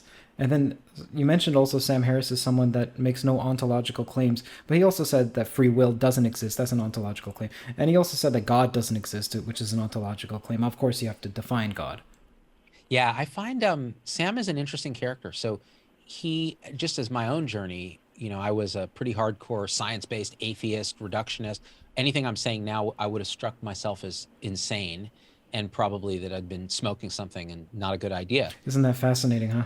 Isn't it? And that would have been 8 years ago that I would have told you that. Now, what's interesting about Sam is he was my gateway drug to spirituality. So I read his atheist works, Letters to a Christian Nation, and I forget what the other one was, and was enamored with the new atheists and these guys, and I'm like, these guys are speaking truth, man. Religion's bullshit and all that. Then I read, Waking Up, A Guide to Spirituality Without Religion, and I was like, wait, Sam is yearning deeply for the same mythos, the same fundamental sense of isness, meaning, purpose, whatever it is, that everyone who's religious is. He's just found a different angle on it. And that's when I started meditating and exploring that path. But he made it okay to do that. Now I listen to him and I'm like, oh man, he's pretty stubborn about a lot of stuff. Like you're right. He makes ontological claims about free will and God and so on. And I heard his conversation with Rupert Spira, which was kind of painful to listen to because they were just going at it like, is materialism real or is it all consciousness? And how can you say that and so on? And I'm like, you've got Rupert here. Probably it's a good idea to talk about, non-dual experience. But it was a good conversation because you could really dig into it. And Sam asked one question of Rupert that I thought was fascinating. That was, what happens under anesthesia? Have you ever had general anesthesia? And I have. And my experience of general anesthesia was this: countdown from 10, 9, 8. Where am I? I'm here, awake in post-op recovery. There was an absolute slice of reality removed, and it didn't have the sense of continuity that you have when you go to sleep. So when you sleep, there's still a sense that, oh, how'd you sleep? Pretty good. How'd you know that?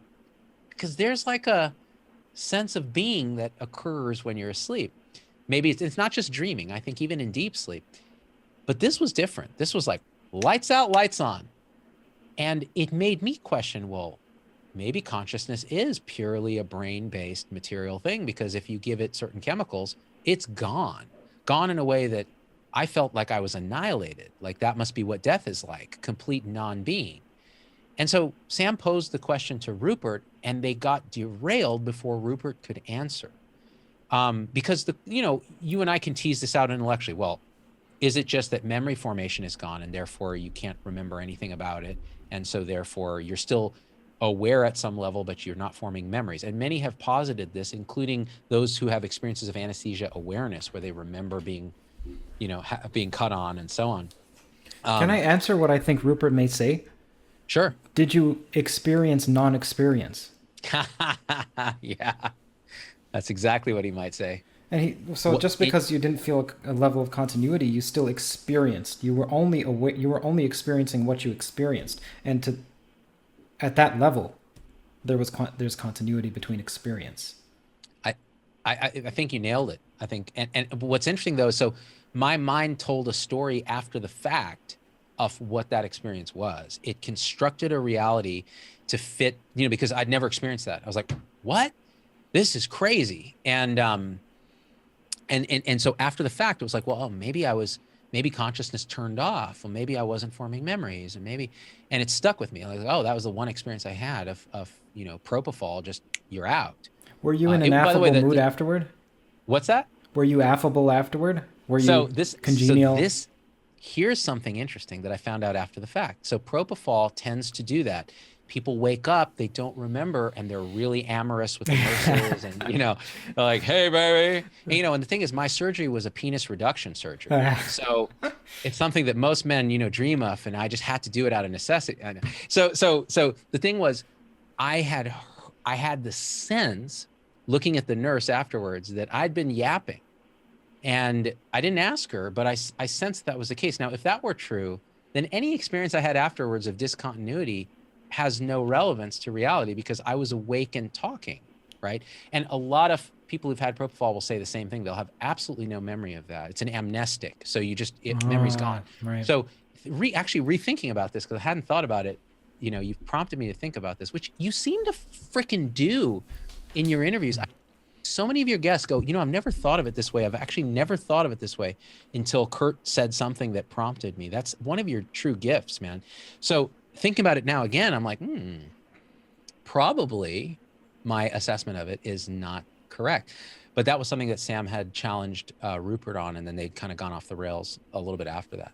I remember being under anesthesia. I remember waking up and just telling the person next to, it was wisdom teeth, telling the person next to me, "It's great, you're gonna be fine." I just reassuring this person, but I don't think I I was love it. funny. I think that was it. And then I just remember being wobbly toward the car. Okay, getting back to non-dualism. I have some questions for you, if you don't mind. Yeah. Is the claim that what's fundamental, what's indispensable, primitive, and so on, this this realm of undifferentiatedness?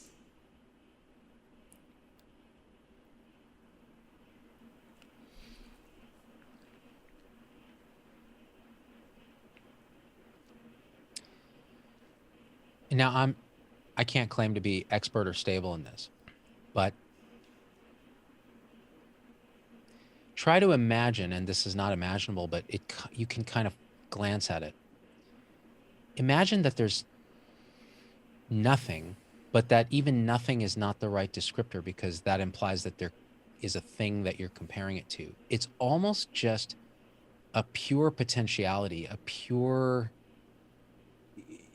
Okay, okay. Well, if it's potential, to me, that means that there's a pluralistic notion. It's not non-dual because there's multiple within a potential.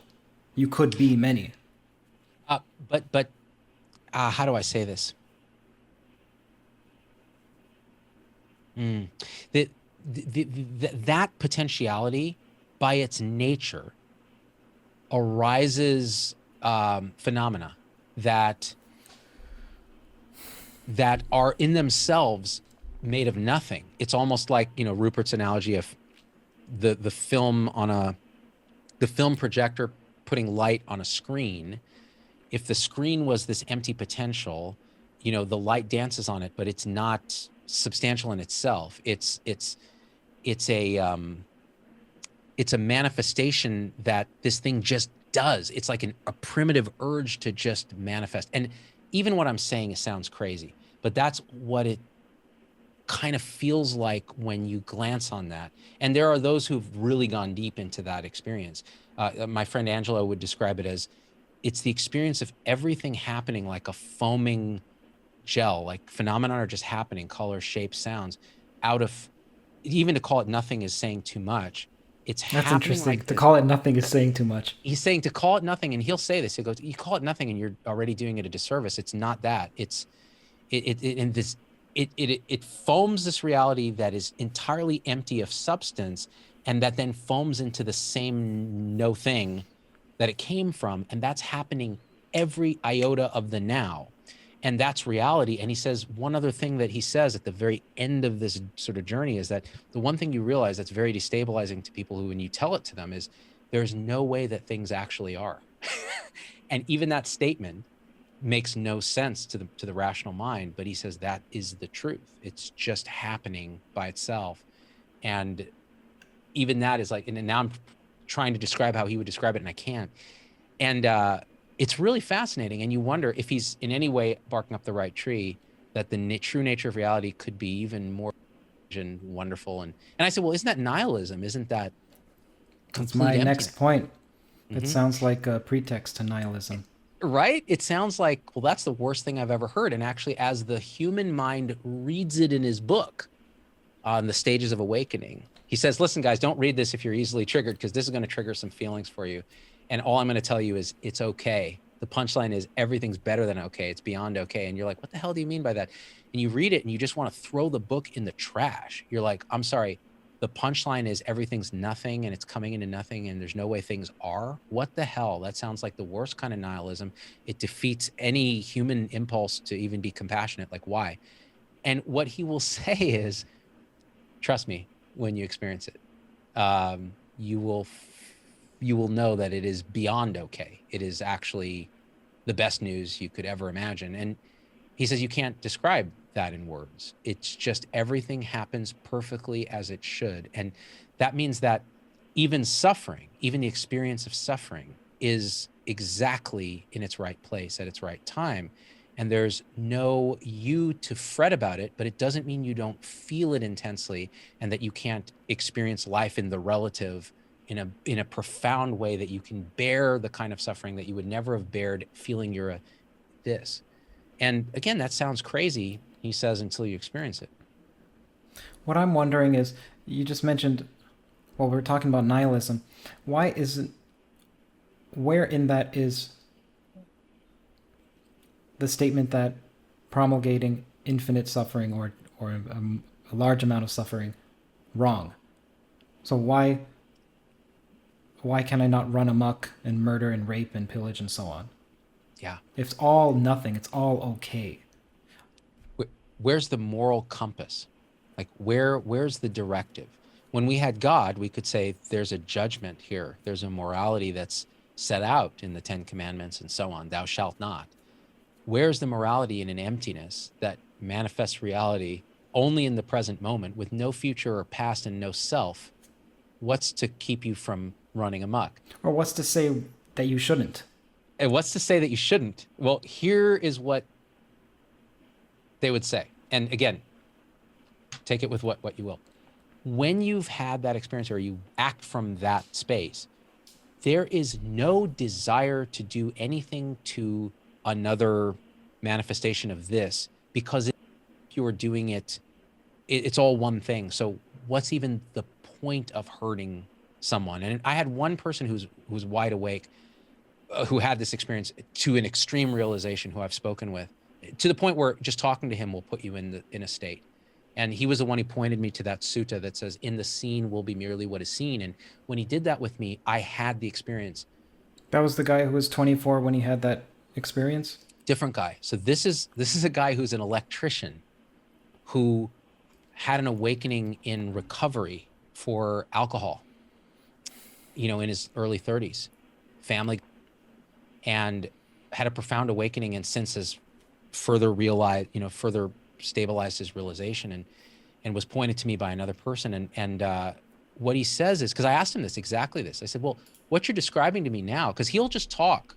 He will try to point for, an hour straight, and I'll sit on the phone just being pointed to, trying not to intellectualize too much, but you can't help it. So I say, well, what's to stop you from being a complete asshole? Because it sounds to me that you still have 2 daughters that you deeply love and a wife that you deeply love, and you continue to do your job as an electrician. And yet you're telling me the nature of reality is this. And by the way, he points to exactly the same thing that Angelo pointed to. And so what's the deal? And he goes, bro, I just got to tell you, when you experience this, you have I will not step on an ant if I can avoid it. I will not harm anything. I will go out of my way. I hate cockroaches. I now pick them up with a thing and throw them outside, because hurting another thing, it feels like I'm hurting myself. And I couldn't comprehend that. Even intellectually, if there's no self, who are you hurting? But he said, it's just that way. Now, that then you have to juxtapose with people who apparently have had quite profound awakenings, who behave in reprehensible ways. The Andrew Cohens and certain Zen masters and so on, who've, sexually taken advantage of their students and have never done the work on themselves. They've spiritually bypassed all their own baggage, and that baggage still comes out unconsciously or consciously, and they behave in what we would classify as reprehensible ways. So, I don't know the answer. Okay, so I understand. If you were to experience that, you get to a place where you would no longer act in a manner that promulgates suffering. But what's to say that those who are currently promulgating suffering are wrong to do so? Yeah, they aren't, from this viewpoint. They're just right. So this sounds like, so this is nihilism then, no? So again, I guess it depends on how you're talking about nihilism, but the idea that you'd be compelled not to generate suffering. So what you exude in the world would be something that actually reduces suffering. But you could look at suffering, and what Angelo describes to me is, he says, when he sees suffering, he feels it intensely and purely, but without self. He feels it, and there is an urge arises to do something about it. You don't want to tolerate suffering. And he told me the story actually about, I can't repeat the story, but it was about standing up for somebody in a very difficult situation where he had to intervene. And this is as a fully awake person. So it's interesting. And again, not being in that state, I can't speak from that state, but the sense I get is it is okay. Now, one thing I want to clarify that I said about these gurus who go around, Yes. Yeah, I think this is a very important thing that Angelo pointed out to me, and I think it's true from my own limited experience. The ego mind, in other words, our mind, our structures of conditioning and so on, it does not take waking up to this lightly. It doesn't take it sitting down. It, even after awakenings, people then have to contend with strong unconscious feelings, what Jung would call the shadow, and all of this. Those arise. And in fact, they're felt. You can't avoid them now, because the mechanisms of thought projection to get out of feeling difficult emotions and repressed memory and so on, that becomes untenable. It becomes uncomfortable for you. So you have to face this. But sometimes, and more often than not, the ego reasserts itself and co-opts the story of awakening to, I am the awakened one who now is the guru, who now has power, who now unconsciously is getting validation from the students, who now is going to fulfill some of these unconscious desires for worthiness by having sex with a student or whatever it is. So I think that's true. And Angela's pointed out to me, he said, even some of the biggest teachers that you see on YouTube, they have signs of this kind of ego thing. Everybody does, because that's just, we're so conditioned as humans. It's very difficult to transcend it entirely and still live in the relative world. So, he says, even when you start spiritual pursuits, the ego's sitting there in a hammock sipping a mojito going, oh, you want to do spirituality? I got you. I've been doing this for thousands of years. I'll even help you. And it kind of co-ops the story. And I'm actually guilty of that too. Even telling the story from a position of ego feels a little creepy, right? What would he say? What was this person's name again? Angelo DeLullo. I've done a few shows with him. I can link you up with him. Sure, Angelo. Yeah. Would Angelo, in order to stop a larger amount of suffering, commit himself to a smaller amount of suffering? So, for example, you hit the child in order to stop them from jumping down a stairwell, or you execute someone if they said, as soon as I'm out of this prison, even within the prison, I'm going to harm and torture and maim. So is he for? What would he do in that situation? Or just let's imagine a fight is about to break out, and the only way to stop this person, as far as he can conceive, the only way is to knock this person on their head, creating a minor amount of suffering in order to save a larger amount. What would he do? So I can't speak to what he would do. I can only give an example of what he has done and told me. And that was in the process of standing up for this person who was much lower in a medical hierarchy. He had to tell some very difficult and painful truths to another person in standing up. And that caused intense unpleasantness in the now moment that it was happening. And that's how it was described to me. And so in a way, it generated suffering then and there for the object. I don't know if it generated suffering for Angelo. I can't speak to that, but it was clear that it did. But the longer term consequence was a relief of suffering and a changing of behavior and so on. So it's really tough to say what he would do, but I think that's kind of how I think about it. And again, I nobody's, I think our humanness, our ego mind interposes. And I want to read one comment here in the thread on Facebook. Laura Ann Hartman says spiritual bypasses are toxic. Familiar with that term, Kurt? Spiritual bypass? Okay, so this is what that means, and it points to this. Spiritual bypass is where you wake up spiritually. In other words, you're like, oh, everything's one. We're all consciousness or whatever. There's no self. And, I'm here now. There's only the now. But you use that to bypass all the baggage that you've been carrying around, all your neuroses and unconscious issues and psychological baggage. And so you feel like you're very awake, but in reality, you're acting in the world, and people will tell you you're kind of a bigger asshole than you ever were since you had this enlightenment experience. And some people call that Zen stink. It's like another term for it. Like you walk around like you're this thing. And that's a real phenomenon, I think, is people want to escape their pain by bypassing ever addressing it. Now, Angelo, in his book that he talked about on the show called Awake, It's Your Turn. It's like a self-published thing. It's on Amazon. He has a whole chapter on like, no, you've got to go then and dive into your emotional state and feel what you're repressing and look at thought, understand how thought works, and it creates a sense of identity. Looking at the structures of self as they create themselves is the only way to understand how your mind's actually working and then be liberated from the suffering component. And one thing I'll say is one thing that I have gotten the capacity to do through practicing this is when I'm in a state of extreme suffering, which happens, I will simply, the something in my mind triggers to remember, oh, look what's happening, and just watch your mind for a second. And I'll go, all right, all right, all right, all right. Oh man, okay, feeling this here, thoughts racing, you know, want to cry, like just really stressed, and then just take a breath and feel the presence, just the present moment. And man, dude, it is like, it's like someone took 360 joules Mm-hmm. of electricity and defibrillated your suffering right there. It doesn't mean it goes away, but it resets from a framework where within just a few minutes, it's dissipated enough that you're no longer suffering like that. And I would have thought I was crazy if I had heard myself say what I just said, even like, 5 years ago. But it's absolutely in our power. So the question is, whatever the ontologic metaphysics behind it is, there may be even simple tools here that are practicable. And it's not straight meditation, right? Because you said something that I thought was fucking spot on early in our conversation. Man, meditation does not work for me. It may work for others. It doesn't work for me for this kind of thought storm and thing. I agree. Like this idea that, oh, suddenly you're going to focus on your breath. When the thoughts are coming, maybe those should just trigger the more meta awareness of, hey, this is thought storm. That's not a breath-based Mm-hmm. Vipassana meditation. Mm-hmm. It's a different type of mindfulness, but it's not what we would classically call meditation, although some would argue it's a type of meditation. Mm-hmm. Who are some of these people I should speak to? Angelo's one of them. If you talk to Angelo, you'd have a great conversation. It would be a way better conversation than I've ever had with him because you're so good at that. So Angelo DeLulo, honestly, there are people that are more in the Rupert Spira spectrum on YouTube that I don't think you would add a lot to the conversation talking with them beyond what you did with Rupert.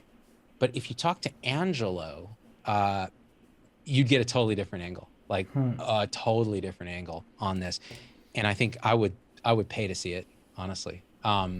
Someone keeps calling me the nerd that sits at the front of the class who asks questions. It's the best. You're my hero, dude.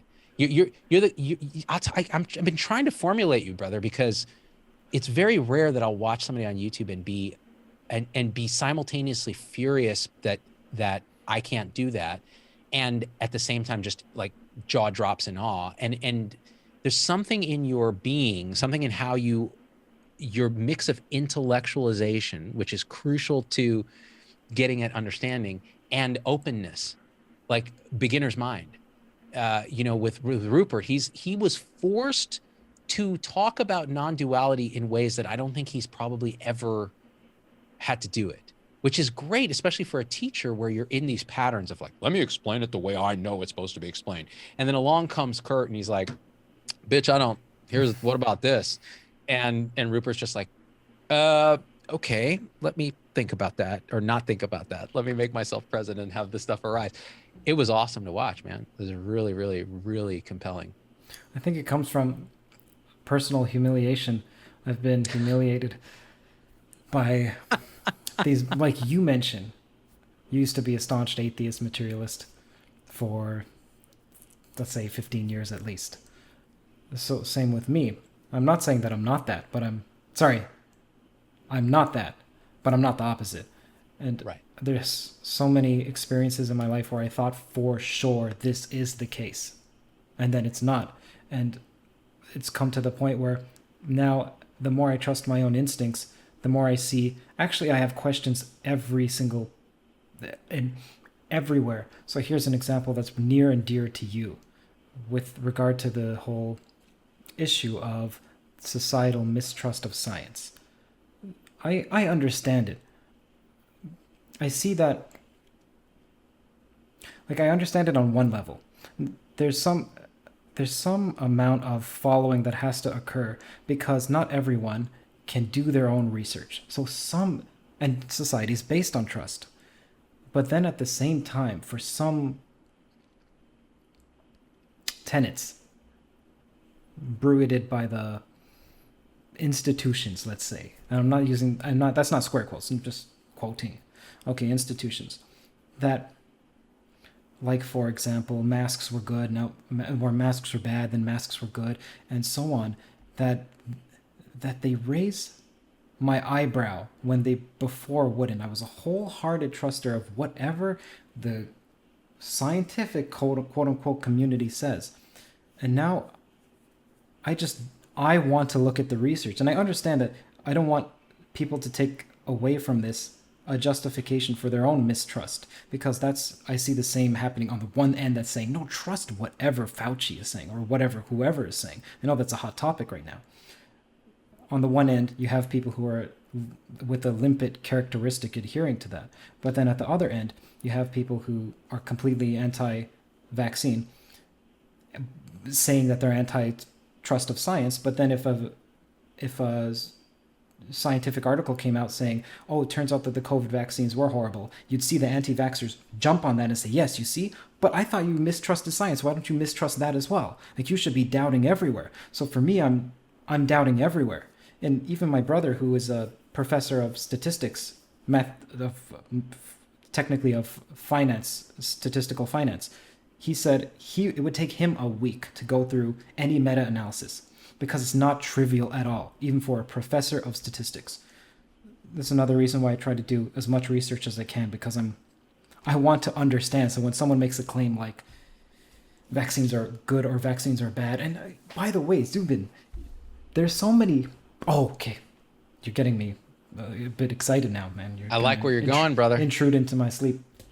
But something I dislike is it's the labeling of people who mistrust science as they see them as just Trump supporters, irrational Trump supporters. And because one side hates Trump so much, and Trump has been attached to anti-science, then they view anyone who is critical of whatever apologue is given by the institutions, quote unquote, as Trump supporters who are racists and bigots and anti-intellectual. And people who are intellectual, one of their worst fears is not being irrational, it's being seen as being irrational. So they want to be on the side of what's intellectual. And I think there's so much hidden motivation behind people to believe what they believe that it takes so much self-investigation. You think that you believe in vaccines or anti-vaccines because you're on the side of the truth.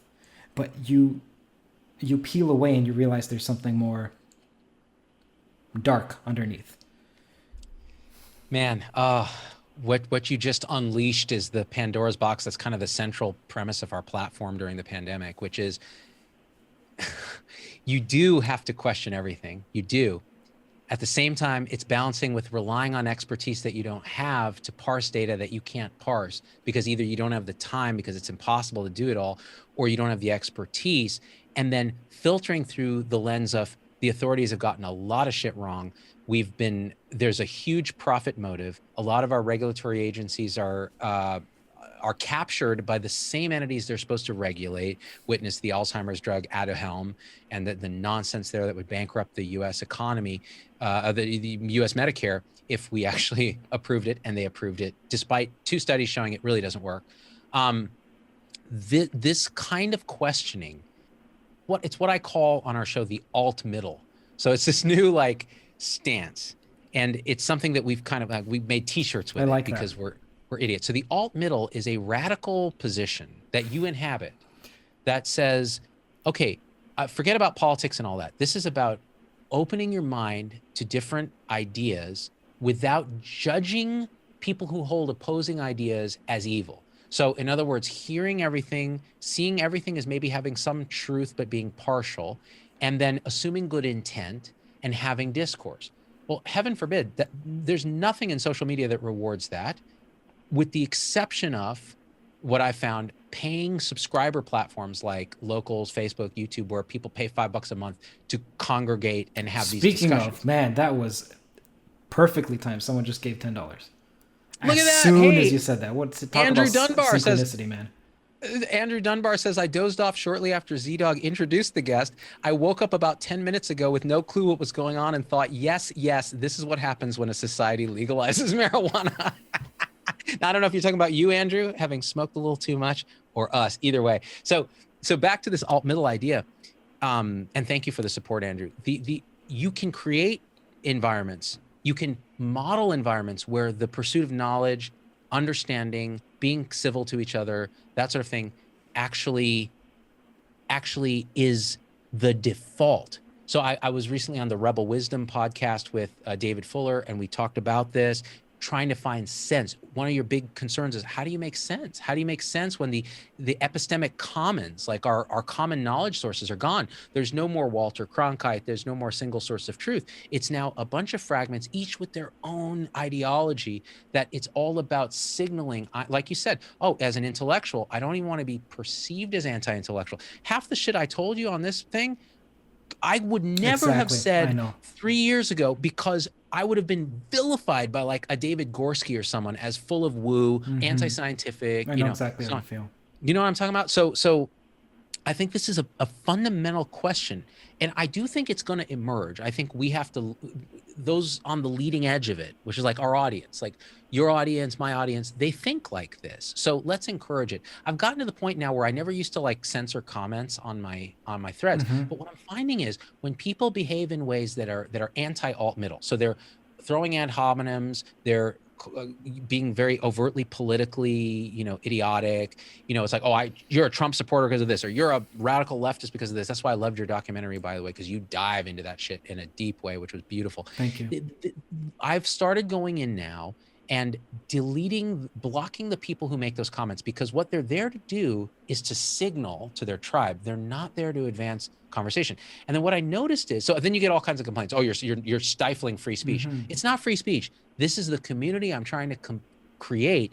You can come here, and this is our value, is alt middle. So if you behave in that way, you can disagree with me. In fact, I want you to, but I want you to do it in a way that assumes I'm not acting in bad faith, and you're not acting in bad faith, and we're coming to a discourse. And it changes the dynamics. Then people go to the video and they see the comments are much more constructive, even if they disagree, than, you stupid bald pharma shill, I'm gonna tell you're paid off by Pfizer. That's hilarious. Like, I wish, bro. I'm still early Zubin then, because I'm of the mind I don't delete a single comment. Some people think I do, but YouTube's algorithm actually filters out quite a few. It does, yeah. And people think I'm actively deleting. I'm not. So my disincentive system is, I read each comment, I heart them, but if they're negative toward the guest, I don't heart them. And so They can be negative toward me, they can be negative toward the guest's theories, but not ad hominems at the guest, and then that's the only time I don't heart them, but I don't delete. I actually like what you're doing. You have to do that. That's only because the guest is like, they're in my home right there, so I'm not gonna invite them in and have them insulted. People have said terrible. Me, it's fine. Totally, I'm with you. So that's how I used to be. I would only block people who were being absolutely vicious to my guest, because it's like a guest in my home, and someone comes and throws feces at them. It's like, no, that's not okay. They're in my house. But now what I've decided is, if I'm trying to model behavior of how we should have discourse, why should my community be showing the opposite of that behavior? Now, again, that's not for everyone. And actually, David Fuller and I talked about this on a discussion on Zoom. It's like, what do you do with this? Because you don't want to stifle conversation, but at the same time, you almost want to encourage, like, hey, I want you to disagree in the comments, but do it in a way that's civil. And then the comments fill up with people that disagree. That's great. Instead of bald pharma clown, which, hey, I love that stuff because it juices YouTube's algorithms. Because when YouTube sees controversy, it serves it out. But is that good for like building an alt middle mindset? No. I don't like snarky comments either, or people who ask questions but they are asking it from an antagonistic point of view, where they just want to. Well, technically it's called trolling or make baits. I have a Discord, and so there's moderation there, but not by me, because I cannot take part in the moderation. I don't want to censor, because I know you mentioned the term good faith and good intentions. I'm on the opposite end. I don't care if someone has bad intentions. The reason is that I have bad intentions. And the more I examine my good intentions, the more I realize that they're bad. So I don't care if someone has bad intentions. I also don't care if someone's biased. The reason is that for someone to be biased, sometimes they can get to an argument, a place that you have to be motivated in order to get there. And they can come up with a truth that you would have never found, because you're not going to expend the energy, because you're not tied to that particular philosophy or whatever it may be. So I actually don't mind speaking to someone who's biased, because they will have the most strengthened arguments for their position because they're so devoted to it. Oh, I agree 1,000%. We're all biased. So the question is, you can be biased and come and make these really intense arguments. I want that. What I don't want is just straight ad hominem, or like you said, the kind of trolling, grandstanding, like, you know, if I have a guest and they're just making these comments that are vicious, and there's just no. Now, I used to just let it all go because also I didn't have the capacity, right? So it's just, but my assistant helps me now, and we have these sort of rules of how to do it. But because Facebook got to the point where my audience was asking me to moderate comments because it was just full of just the worst conspiracy stuff, just discounting anything I said based on I'm paid off by some pharma thing, which, by the way, that's all public information.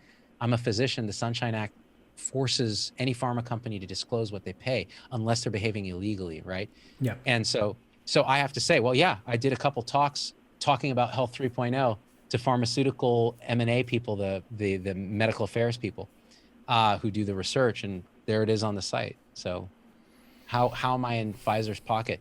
I really want, so the key thing is, like, you know, with vaccines, it's so hard to know because you can get a really smart person online who maybe even be a virologist like Gert Von den Busch, give what sounds like a very compelling argument for why we're really harming people. And you and I maybe even talked about this, saying this, here's the reasons I think this is a terrible idea. We shouldn't be doing mass vaccination during a pandemic. Here are the reasons why. We're going to generate mutant strains that are resistant to the vaccines, but that the immune memory is going to prevent us from being able to fix that, even with boosters and so on.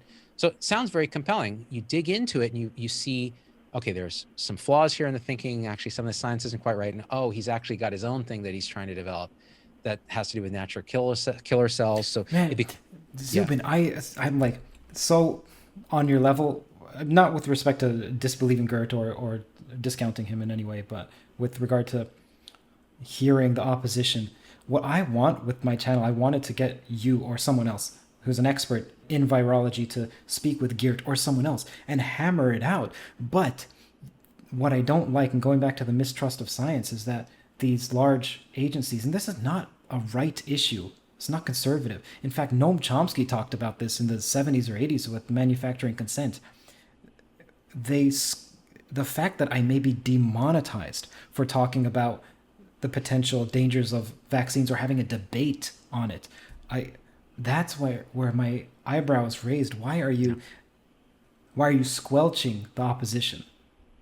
They've made everything worse, right? By doing that. That's insane. You have tech oligopolies making decisions on who can speak. That's insane. What we should do now, here's the problem though. So how do you make sense in a world like this? And this is something David and I talked about, David Fuller.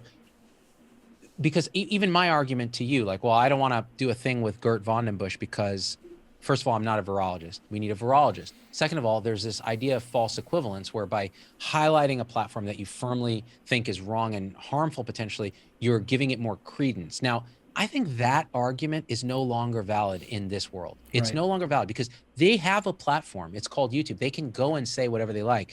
Your job as a scientist or whatever is to try to promote what you think is correct and the discourse that leads to that. So we ought to have virologists going and talking to the bigger people that are promulgating these ideas, you know, the Malones and Von den Busch and Pierre Corey on ivermectin and these kind of things.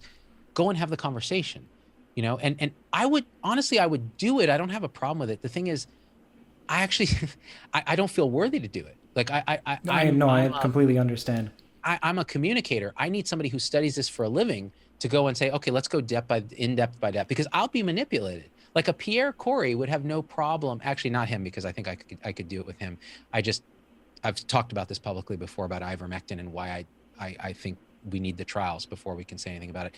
But that all being said, you need somebody who can really dig in. Now, the problem is the big virologists are biased in their own way. So they're like, you know, part of the mainstream scientific community. They see this as just an annoyance or a nuisance. They don't realize that these folks are influencing a lot of people to not get vaccinated. So if you think the vaccines are safe and effective, then it's kind of on you to go and communicate it. Now, Paul Offit, who's a big vaccine guy, mainstream guy, come on my show a few times, very rational guy, but he is biased towards vaccines. Obviously, this is what he does. He's a pediatrician, and he's co-invented the rotavirus vaccine that's, you know, saved countless lives around the world. But he does see it through that lens. he's written a book on why scientists are terrible communicators. So what can happen is a not very good scientist who has enough of the lingo, who's a good communicator, can convince the world of something that's really a fringe idea with equal weight or bigger weight than the mainstream that are terrible communicators because they're in the lab all day and they're a little bit on the spectrum and they're who they are. And Paul in his book actually wrote a lot of stories about how he would go on these press things and just make a fool of himself because he just, first of all, I think scientists overestimate. It's like part of the Dunning-Kruger kind of curve where it's not that you know so little that you don't know what you don't know. That's like very low understanding. You know a lot, but then the logic, the cognitive error there is you assume everyone else knows at least as much as you do. And you operate from that assumption, and it comes off either as condescending or just blind to the fact that people need basic education on this stuff. So it's very complicated. And I struggle with my own role in this because, when I do a show, you can see I've got nice equipment. It's all very polished, Too beautiful. So already Talk about Fury. Already, you look great, brother. Yours is authentic.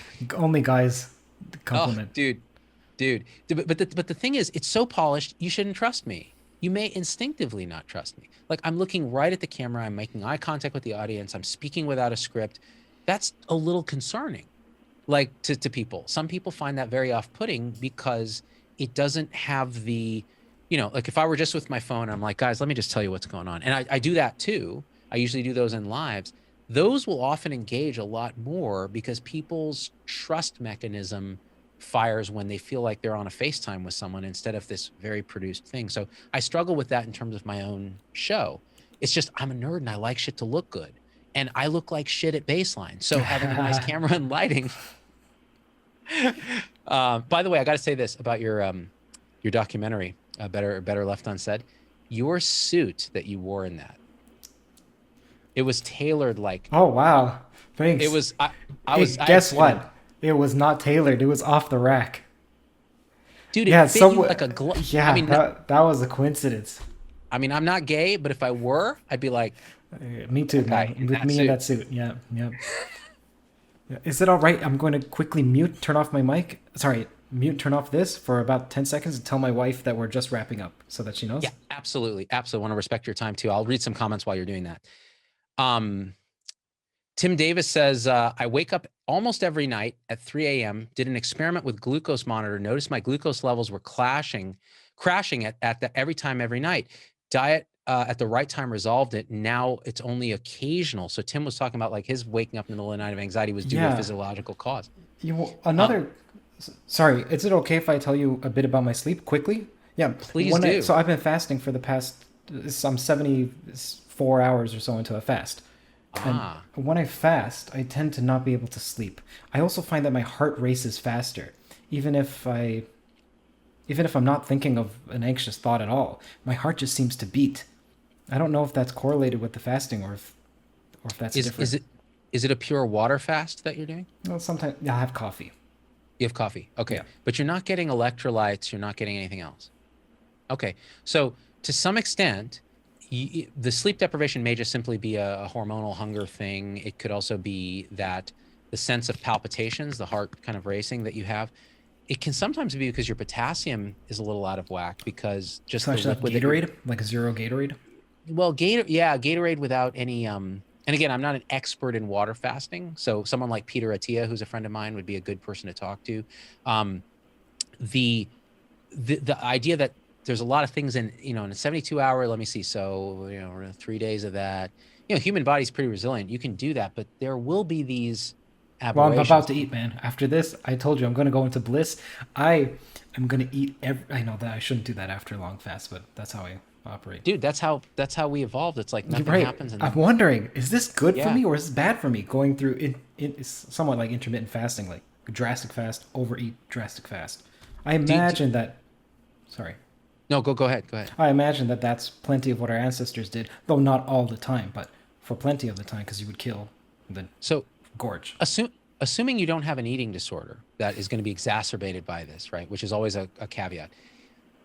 Fasting is like, it can be wonderful for people. I think it's not anti-physiologic at all. I think there's plenty of at least reasonable level evidence that it's not harmful and it may be helpful for some people. I myself do one meal a day as my sort of feeding window thing. And that's the only way at 48 I keep from becoming morbidly obese, because I love food so much I that am if the exact same way. One meal a day, almost every single day, because I cannot help my. I am avaricious. I'm voracious. I'm rapacious. you're using some big words that I don't understand, and I'm going to take that as a personal insult. All right.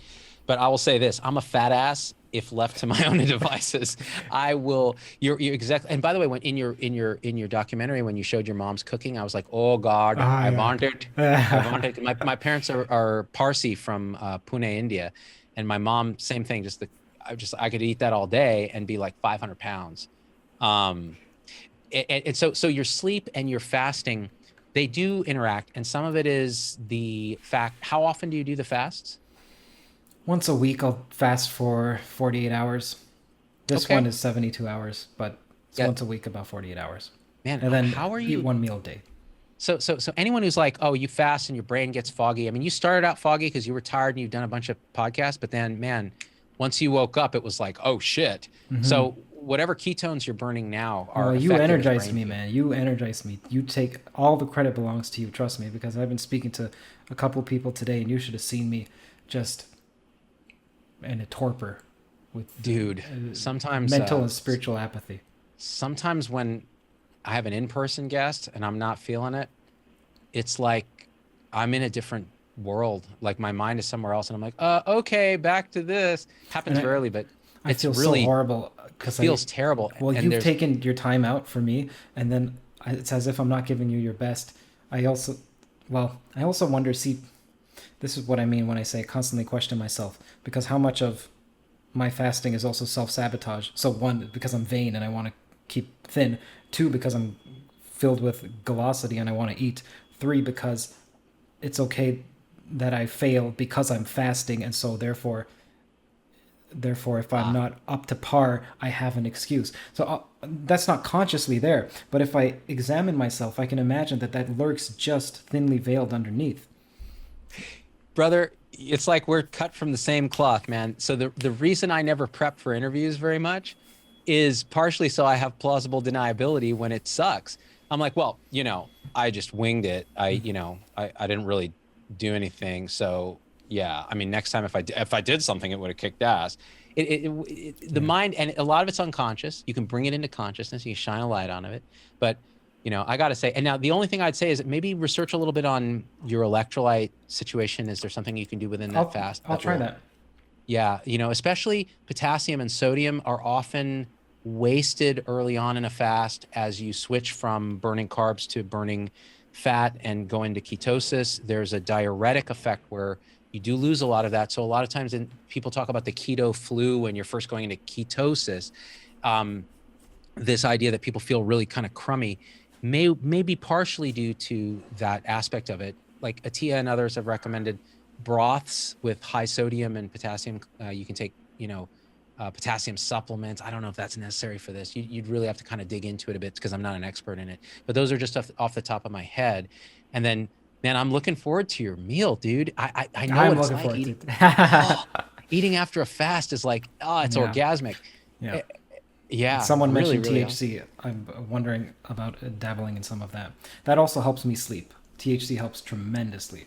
But Yeah. apparently, THC, while it reduces the sleep lag, like the time it takes to get to sleep, it Wake disrupts up. your sleep cycle. But CBD doesn't contribute to sleep lag, but it helps your sleep cycle.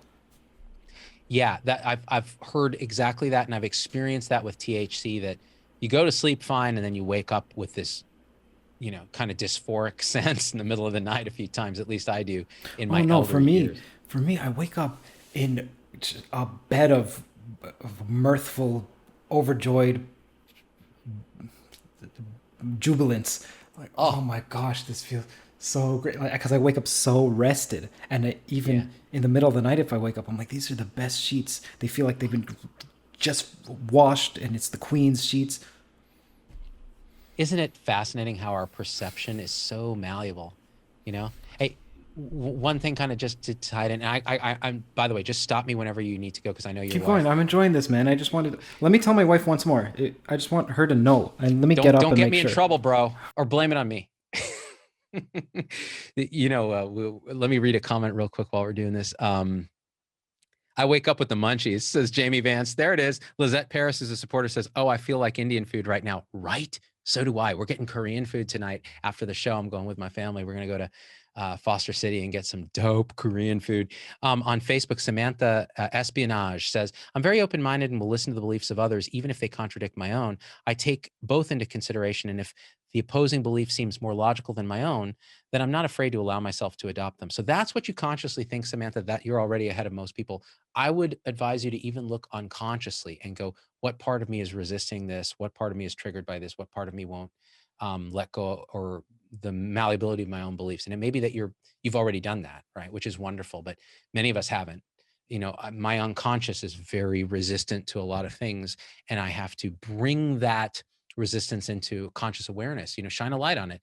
They say like sunlight's the best disinfectant. It's the same with consciousness. Making something that's automatic something that's now aware is a huge asset. So what were we talking about, brother? We were talking about perception and Hoffman. Yeah. So the one interesting insight I've had Yeah. that may not be an insight. So I rarely ever use THC anymore. When I was younger, it was a different subject, but now, occasionally I'll do it as an experiment into consciousness. Like what does this do Yeah. for me? I'm not a fan And of recreational drug use. It has to be yeah, for a particular purpose, like insight into into reality, or to help you sleep, or whatever it may be. Therapeutic. what therapeutic, yeah, some kind of investigational purpose now, right? When I was young, it was recreational, and that was not a good idea. So the what I noticed with that is, if Hoffman talks about our perceptual interface, his interface theory, which is we have a species specific way of seeing the social network of consciousness around us, and it's evolved to allow us to reproduce. It's fitness payoffs. It's not seeing truth.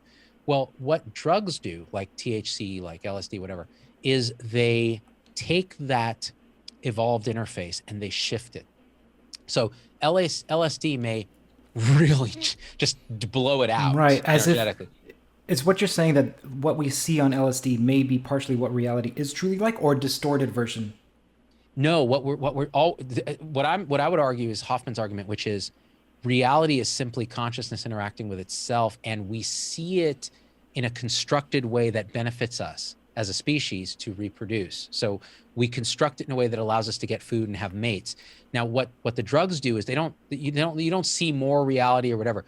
What you do is you see that same reality, the objective reality, which is this conscious agent network happening, manifesting, but you see it with a different interface. You might see it with an interface that would be evolutionarily advantageous if X, Y, and Z. So what I find with THC, this is what I think is fascinating.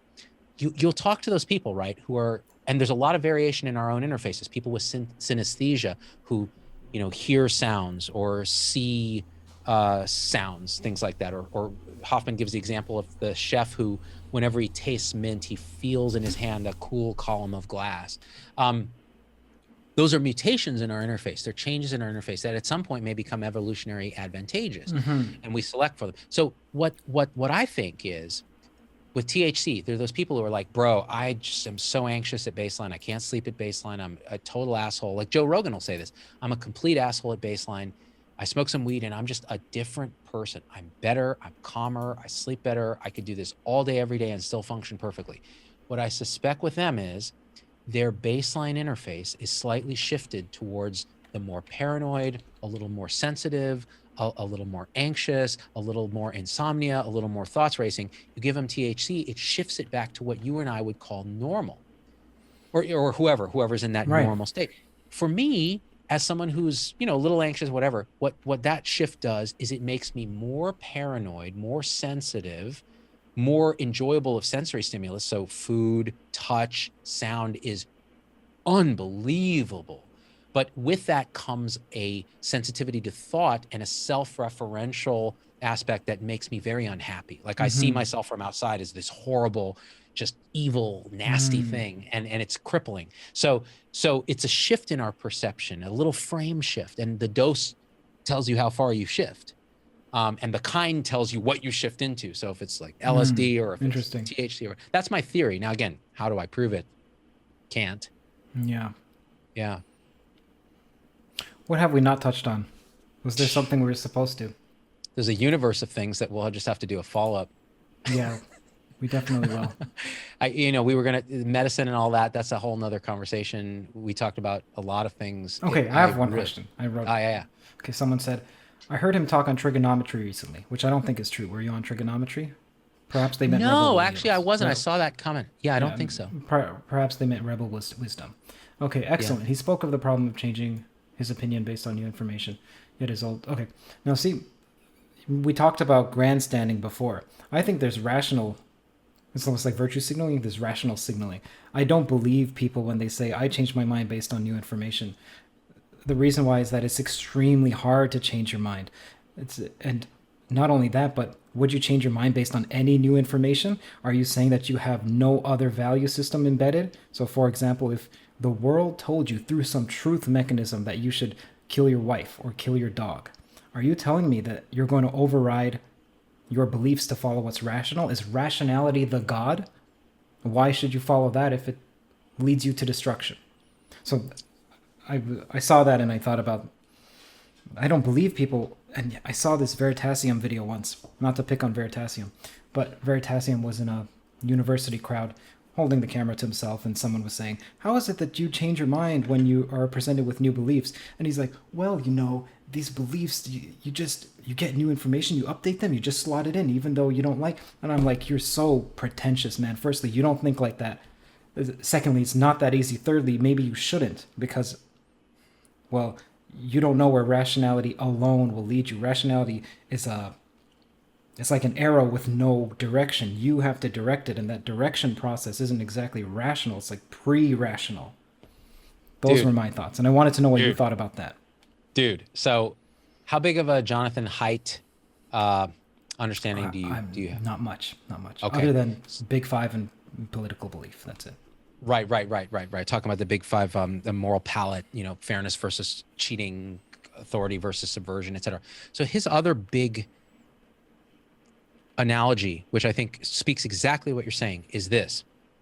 So, and I keep this here because I want to be reminded of it. The elephant and the rider. I'm surprised not a monkey on the elephant. Right? That would be better. It's just one of my supporters sent me this, and so I use it as an example. Sweet. So thank you, Patricia, I think, sent me this. So the elephant is our primitive emotional mind, what Daniel Kahneman would call system 1. So it works on heuristics, emotion, feeling, intuition.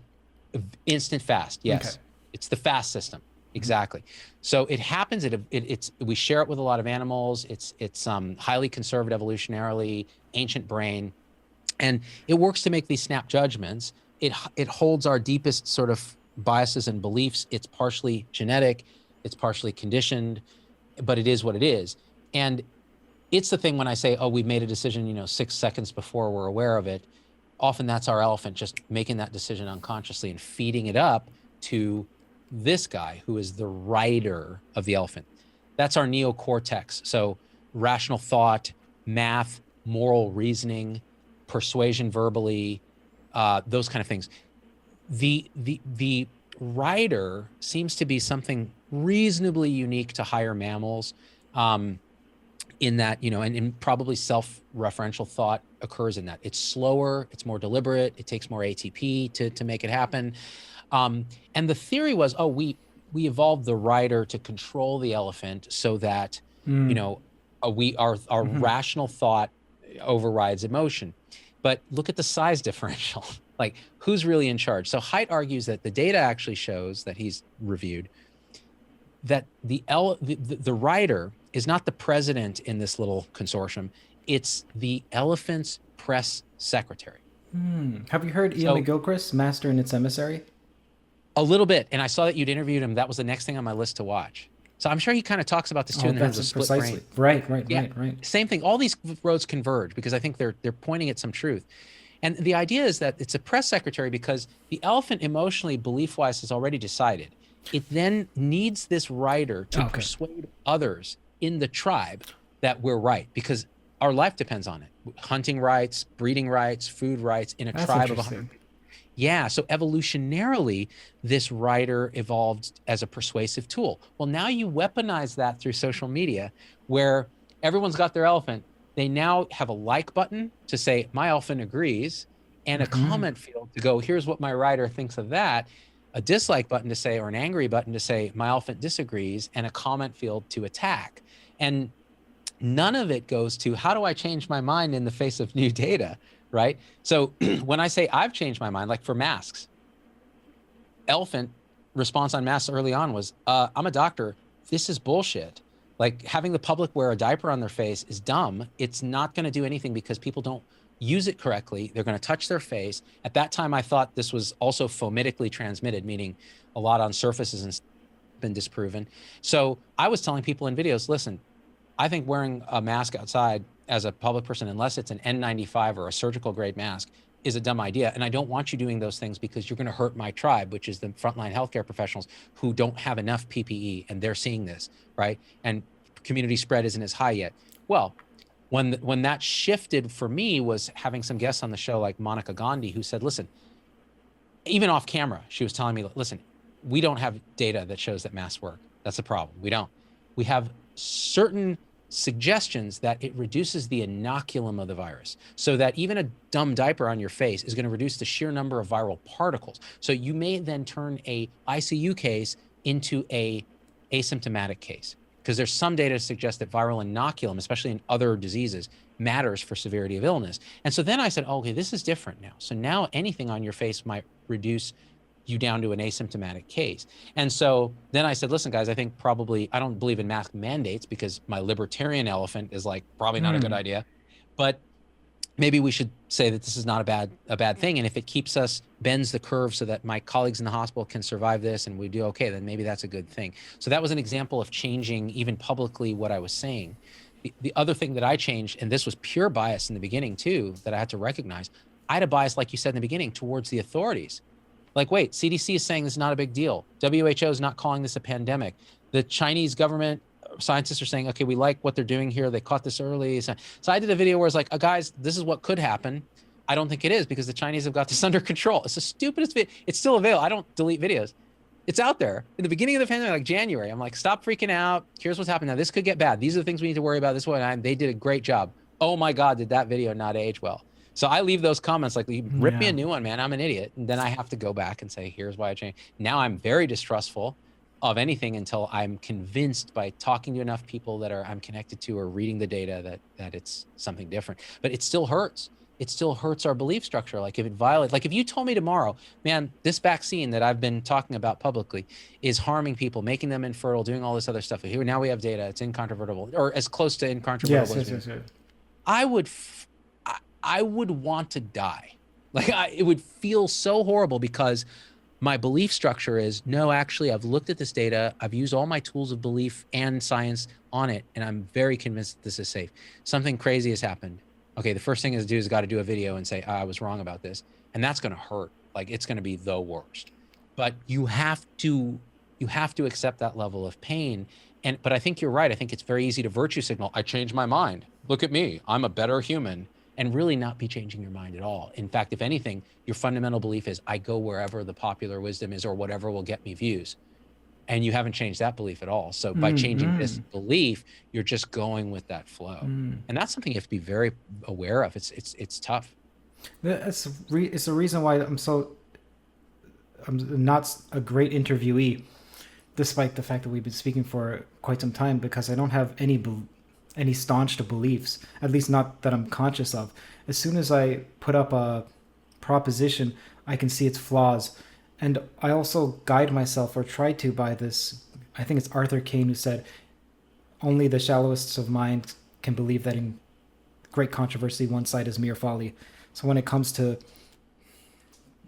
anti-lockdown or anti-masks, if there's a large enough amount of people saying it, I want to hear what is your best argument. And perhaps perhaps what you're saying is false, but the meaning behind it is correct, and you're not articulate enough to put it forward. So, for example, I find it strange that I find it COVID is such an anomaly, man, for many reasons. I find it strange that it's the right that's anti-lockdown when the left should be about liberties. And I also find it strange that the left is for universally pro-abortion and the right is anti-abortion when the it doesn't seem to map on exactly. And the reason why is, think of Jainism. Jainism is about, like you mentioned, I don't even want to kill a cockroach. I bring that outside. Jainists, who are you would think of as the most hippie like left leaning people, are complete anti-abortion because it's also life.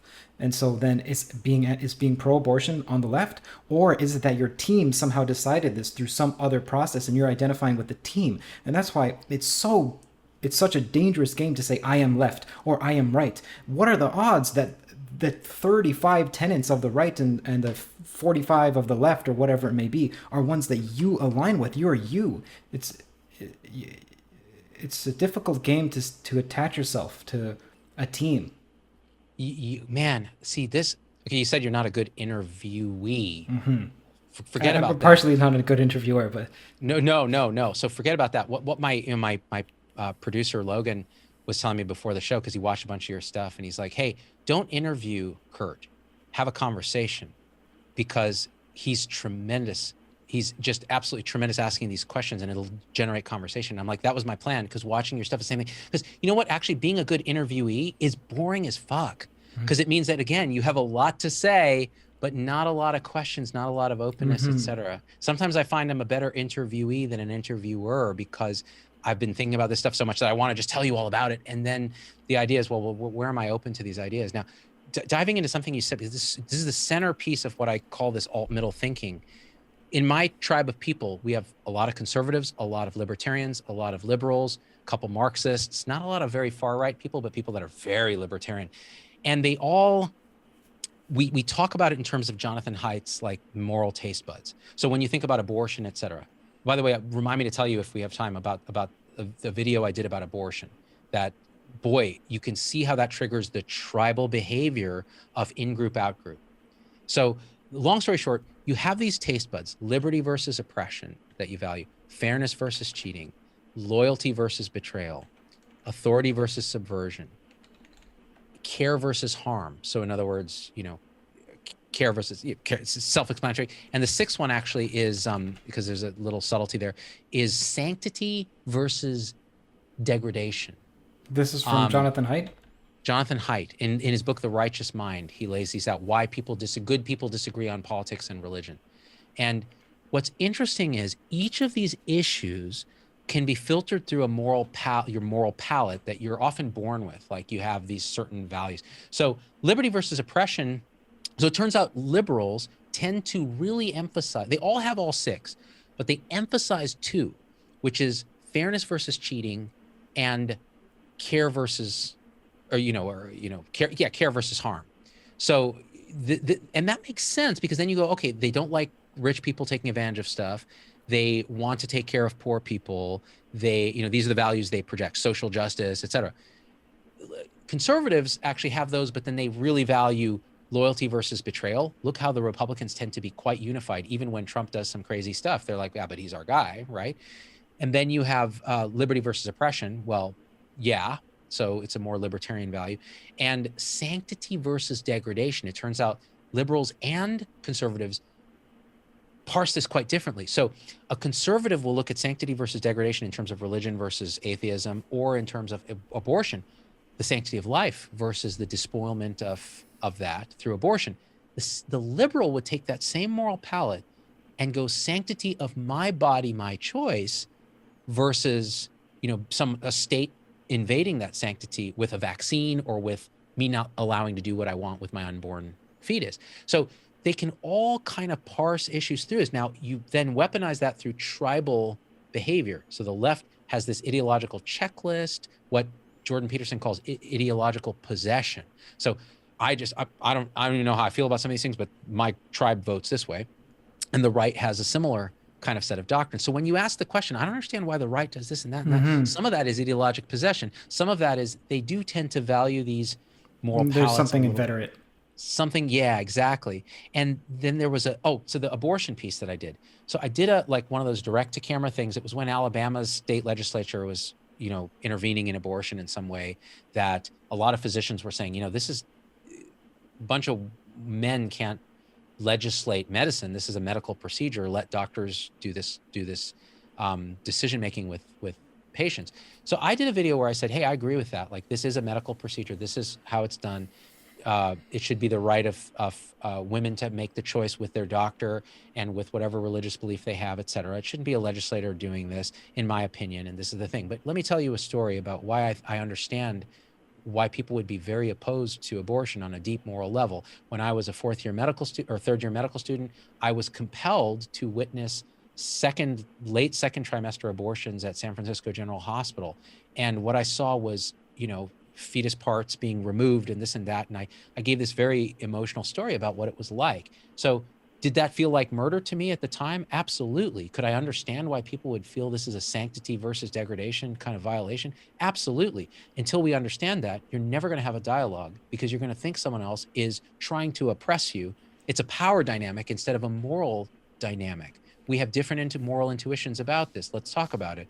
And so I got a ton of messages from people saying, that's the most cogent I've ever heard. That's how I feel as a doctor who performs abortions. Like, this is but then I got hate from a lot of abortion doctors and a lot of very lefters who were like, you're basically normalizing violence against abortion clinics by saying that, by giving any nuance. Right. I know. And I was like, as I felt attacked by this tribe of healthcare professionals. I was like, oh my God. But I didn't remove it. In fact, I did another video where I talked about it more. But man, it's rough, right? Yeah. The moral palette. They dislike the other side so intensely that with your nuance, there's a part of your argument that can be used on the side that they dislike, and so they want to discount the argument entirely. Yeah. False equivalence again rears its ugly head. Man, Kurt, are you pooped or what, bro? I'm looking forward to being that and going to sleep at some point and eating. Yeah. So let's wrap it up. Yeah. Thank you so much, man. Dude, this was a real joy, man. Yeah, me too. I wasn't expecting to go on for more than an hour, and it's been almost 3. I'm so sorry. I know you're starving and you're tired. I wanted to hear what you tell, had to say. Tell your wife I'm deeply sorry, and that my wife hates me just as much because I do the same thing. So at least we have that kind of true equivalency. So do thank the same you so thing much. as what is going on overextended. Yeah. Oh, okay. Did come home, we have plans, and I'm like, but just a couple more minutes. I'm doing a show or whatever it is. And so it is what it is. Brother, it's just a joy. Hopefully we can do this again at some point in the future. If you feel inclined, just let me know and we'll make it happen. We've never done a live format like this with Zoom. Oh, great. I'm honored to be the first. Oh man, it's really awesome to have you. You're the perfect guest for this. Not a guest, it's a conversation. So thank you. And we'll connect very soon. And to everybody who's watching, thanks again to Kurt. Check out his stuff. So his podcast, his show on YouTube is called Theories of Everything. I've put links in. His documentary is called Better Left Unsaid, and it's a ride. It is a ride. Is the director's cut available publicly, Kurt? On betterleftunsaidfilm.com exclusively. So if you get it from iTunes or Google or Vudu, firstly, much of the money or some of the money goes toward them, whereas from the website, most, if not all, the money go toward the filmmakers. There's some split between different places, but perfect. You also on the website get access to the director's cut, I believe, for free. If you just buy the regular version and you don't get access to the director's cut, find my email. It's online somewhere, and email me and I'll send you the link. Just send me your receipt. That's awesome. And you funded this thing with Kickstarter, Indiegogo stuff, that sort of thing? Yeah. That's great. And it's personal money. It's really well done, you guys. So if you want to dive into like the craziness that's going on in society in a way that's so unique, watch the director's cut. Really, watch the director's cut if you're into this, because it goes really deep. It's brilliant. So thank you so much, guys. And until next time I'm going to figure out how to stop this. Kurt, you can sign off. You are the bomb. I also want to Unless just make a quick amendment. It's when I said we, personal money, my brother invested heavily into the film. So I just want to make sure that that's said. I don't want to misrepresent. So thank dude, you, Sebastian. family and you are identical as far as I'm concerned. That's how I see it. So yeah, thanks for making the clarification, but that's awesome. It's really wonderful to have support, right? There's a deep gratitude that arises from that. Like my supporters on Facebook and stuff that pay for all this equipment on YouTube and locals, they're the best. They're the best. They got some great equipment, man. Okay, man. I got to get going. Thank you. I'll sign off and you can speak to the audience if you like. I'll wrap it up. Kurt, thank you. Guys, as for the recording, is it all right if I just talk to you quickly about that? You'll send me it to Dropbox. I will send you a Dropbox version of this very long file that will export over the next 2 hours, and then I'll send you a link, and then you can put it together however you like. Great. Thank you. I love it, brother. Thanks. Have a great one, man. It's been a pleasure. I appreciate it. Thank you, man. Likewise. Guys, that was intense. We've been talking for almost 3 hours. That's crazy. Wow. So, we started out kind of slow and got in the groove as he's been really sleep deprived and doing podcast after podcast. Let's take a few comments right now, just because I want to wrap up with your voice, because I think that's important. And we didn't get enough of that in the thing because we were so into ourselves. Thank you, Anne, for your support on YouTube, and Andrew Dunbar. Actually, Andrew Dunbar says the sanctity versus degradation dichotomy also applies to how some on the right view gun rights. Totally true. Sanctity versus degradation in gun rights, liberty versus oppression in gun rights. If you don't understand how someone who holds opposing views sees the world morally, you don't understand them at all. And you're going to vilify them because you're going to see them through your own moral matrix, which is not how they see the world. And you need to understand that our moral matrix allows us to do what we perceive is good in the world. We filter it through that. So most people are trying to be good, which is why you can assume good intent. It used to be I would get very triggered by people with different political views, and I would assume they were just bad because I was using my moral matrix, my moral taste buds as the litmus test or the filter. Now I get excited to hear opposing views because I want to know what the moral matrix is it's coming from and honor it. You go, oh God, you're trying to be good, and this is how you see being good. Okay, I can't be mad at you. I disagree for these reasons, but let's have a conversation. What do we agree on morally? What do we agree on we want to see in the world, right? And then you can start from a consensus, sort of common humanity politics instead of this identity where we're all separate fighting each other as tribes. That's really what a lot of identity politics that used to be a great thing in the civil rights movement has devolved into this our group existential battle against everybody else that's a power struggle trying to oppress us. Well, what if we just assume good intent and try our best instead of vilifying other people because of the way they're born, right? Born white or born Asian or born whatever. Like, forget that, dude. That's horseshit. That's the definition of discrimination. June Black says, I felt so bad for him being so tired at the beginning. Glad he came around. Yeah, dude. I really, hang on a second. There we go. I'm still recording. That's good. I felt really bad for him. And I felt like we were scheduled to do this. And I was like, am I torturing this guy? Because, we didn't even know what we were going to talk about. We had no agenda. We connected via email and I was worried that it was just going to go off the rails real fast. And it didn't. It went on the rails, which was off the rails. So it was a lot of fun for me. Yeah, it was intense, right, Jana? George Shepard, my fulcrum is different from so-and-so's fulcrum. That's a good way to look at it. Like, right? Where's your fulcrum? That's great. Ashley Stewart, I feel the exact same way. I never learn from people who think exactly like I do. You can't. It's just a kind of groupthink. Jamie Vance, how do you break through to people who allow their moral compass to dictate a conversation? I struggle greatly with helping people see that everything is true but partial. So that idea of alt-middle, that everything's true but partial, is a kind of moral assertion. It's a kind of meta belief about belief. So I think accepting that person as they are is one thing. This is how they're showing up. It's the best they can do at this point. And then gently, this is very hard, gently nudging through conversation some ideas that might open them up a little to, first of all, maximizing whatever level they're at in terms of their thinking, and then opening them to whatever that adjacent level is. And I see it happen again and again. I see it. It's not impossible. It's not that we change our minds, it's that our minds grow.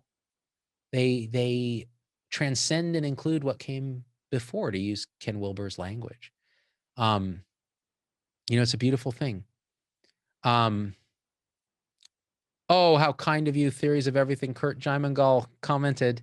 Thank you, Zubin. Can't hear you, but typing to say thank you. Kurt, you're the best, man. What's Kurt's full name? Kurt Jaimangal. And it's in the description for the video, Dorothy Morrison. Afterwards, you can see it there. Jaimungal. He's awesome. Really, like, I love people who think like that and who are self-reflective and very, very intellectual, but able to also relax into a kind of beyond intellectualism. It's really key.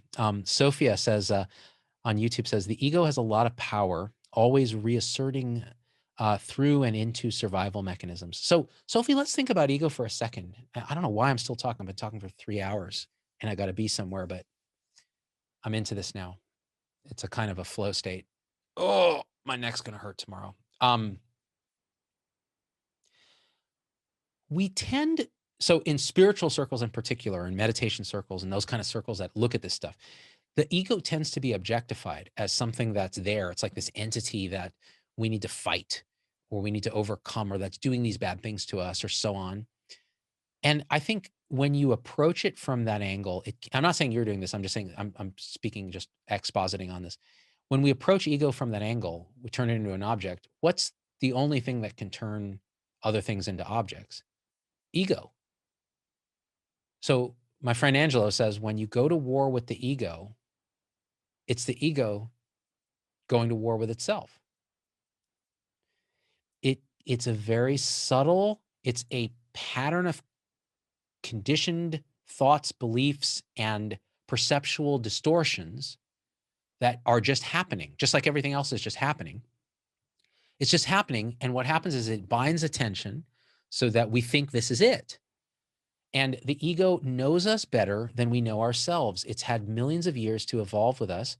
It knows our deepest, darkest thoughts and knows how to manipulate us. Now, again, I'm objectifying it, but let's just say that pattern of energy is really good at tricking attention into following thoughts about self and so on, creating the sense of self, this person behind my eyes that's seeing objects around me as separate instead of just everything as one thing, one, as Kurt called it, one vellum, one substrata, one thing, one reality. And oh, by the way, Jody Jacobs on Facebook says, I stayed the full 3 hours because I love this conversation. Thank you both.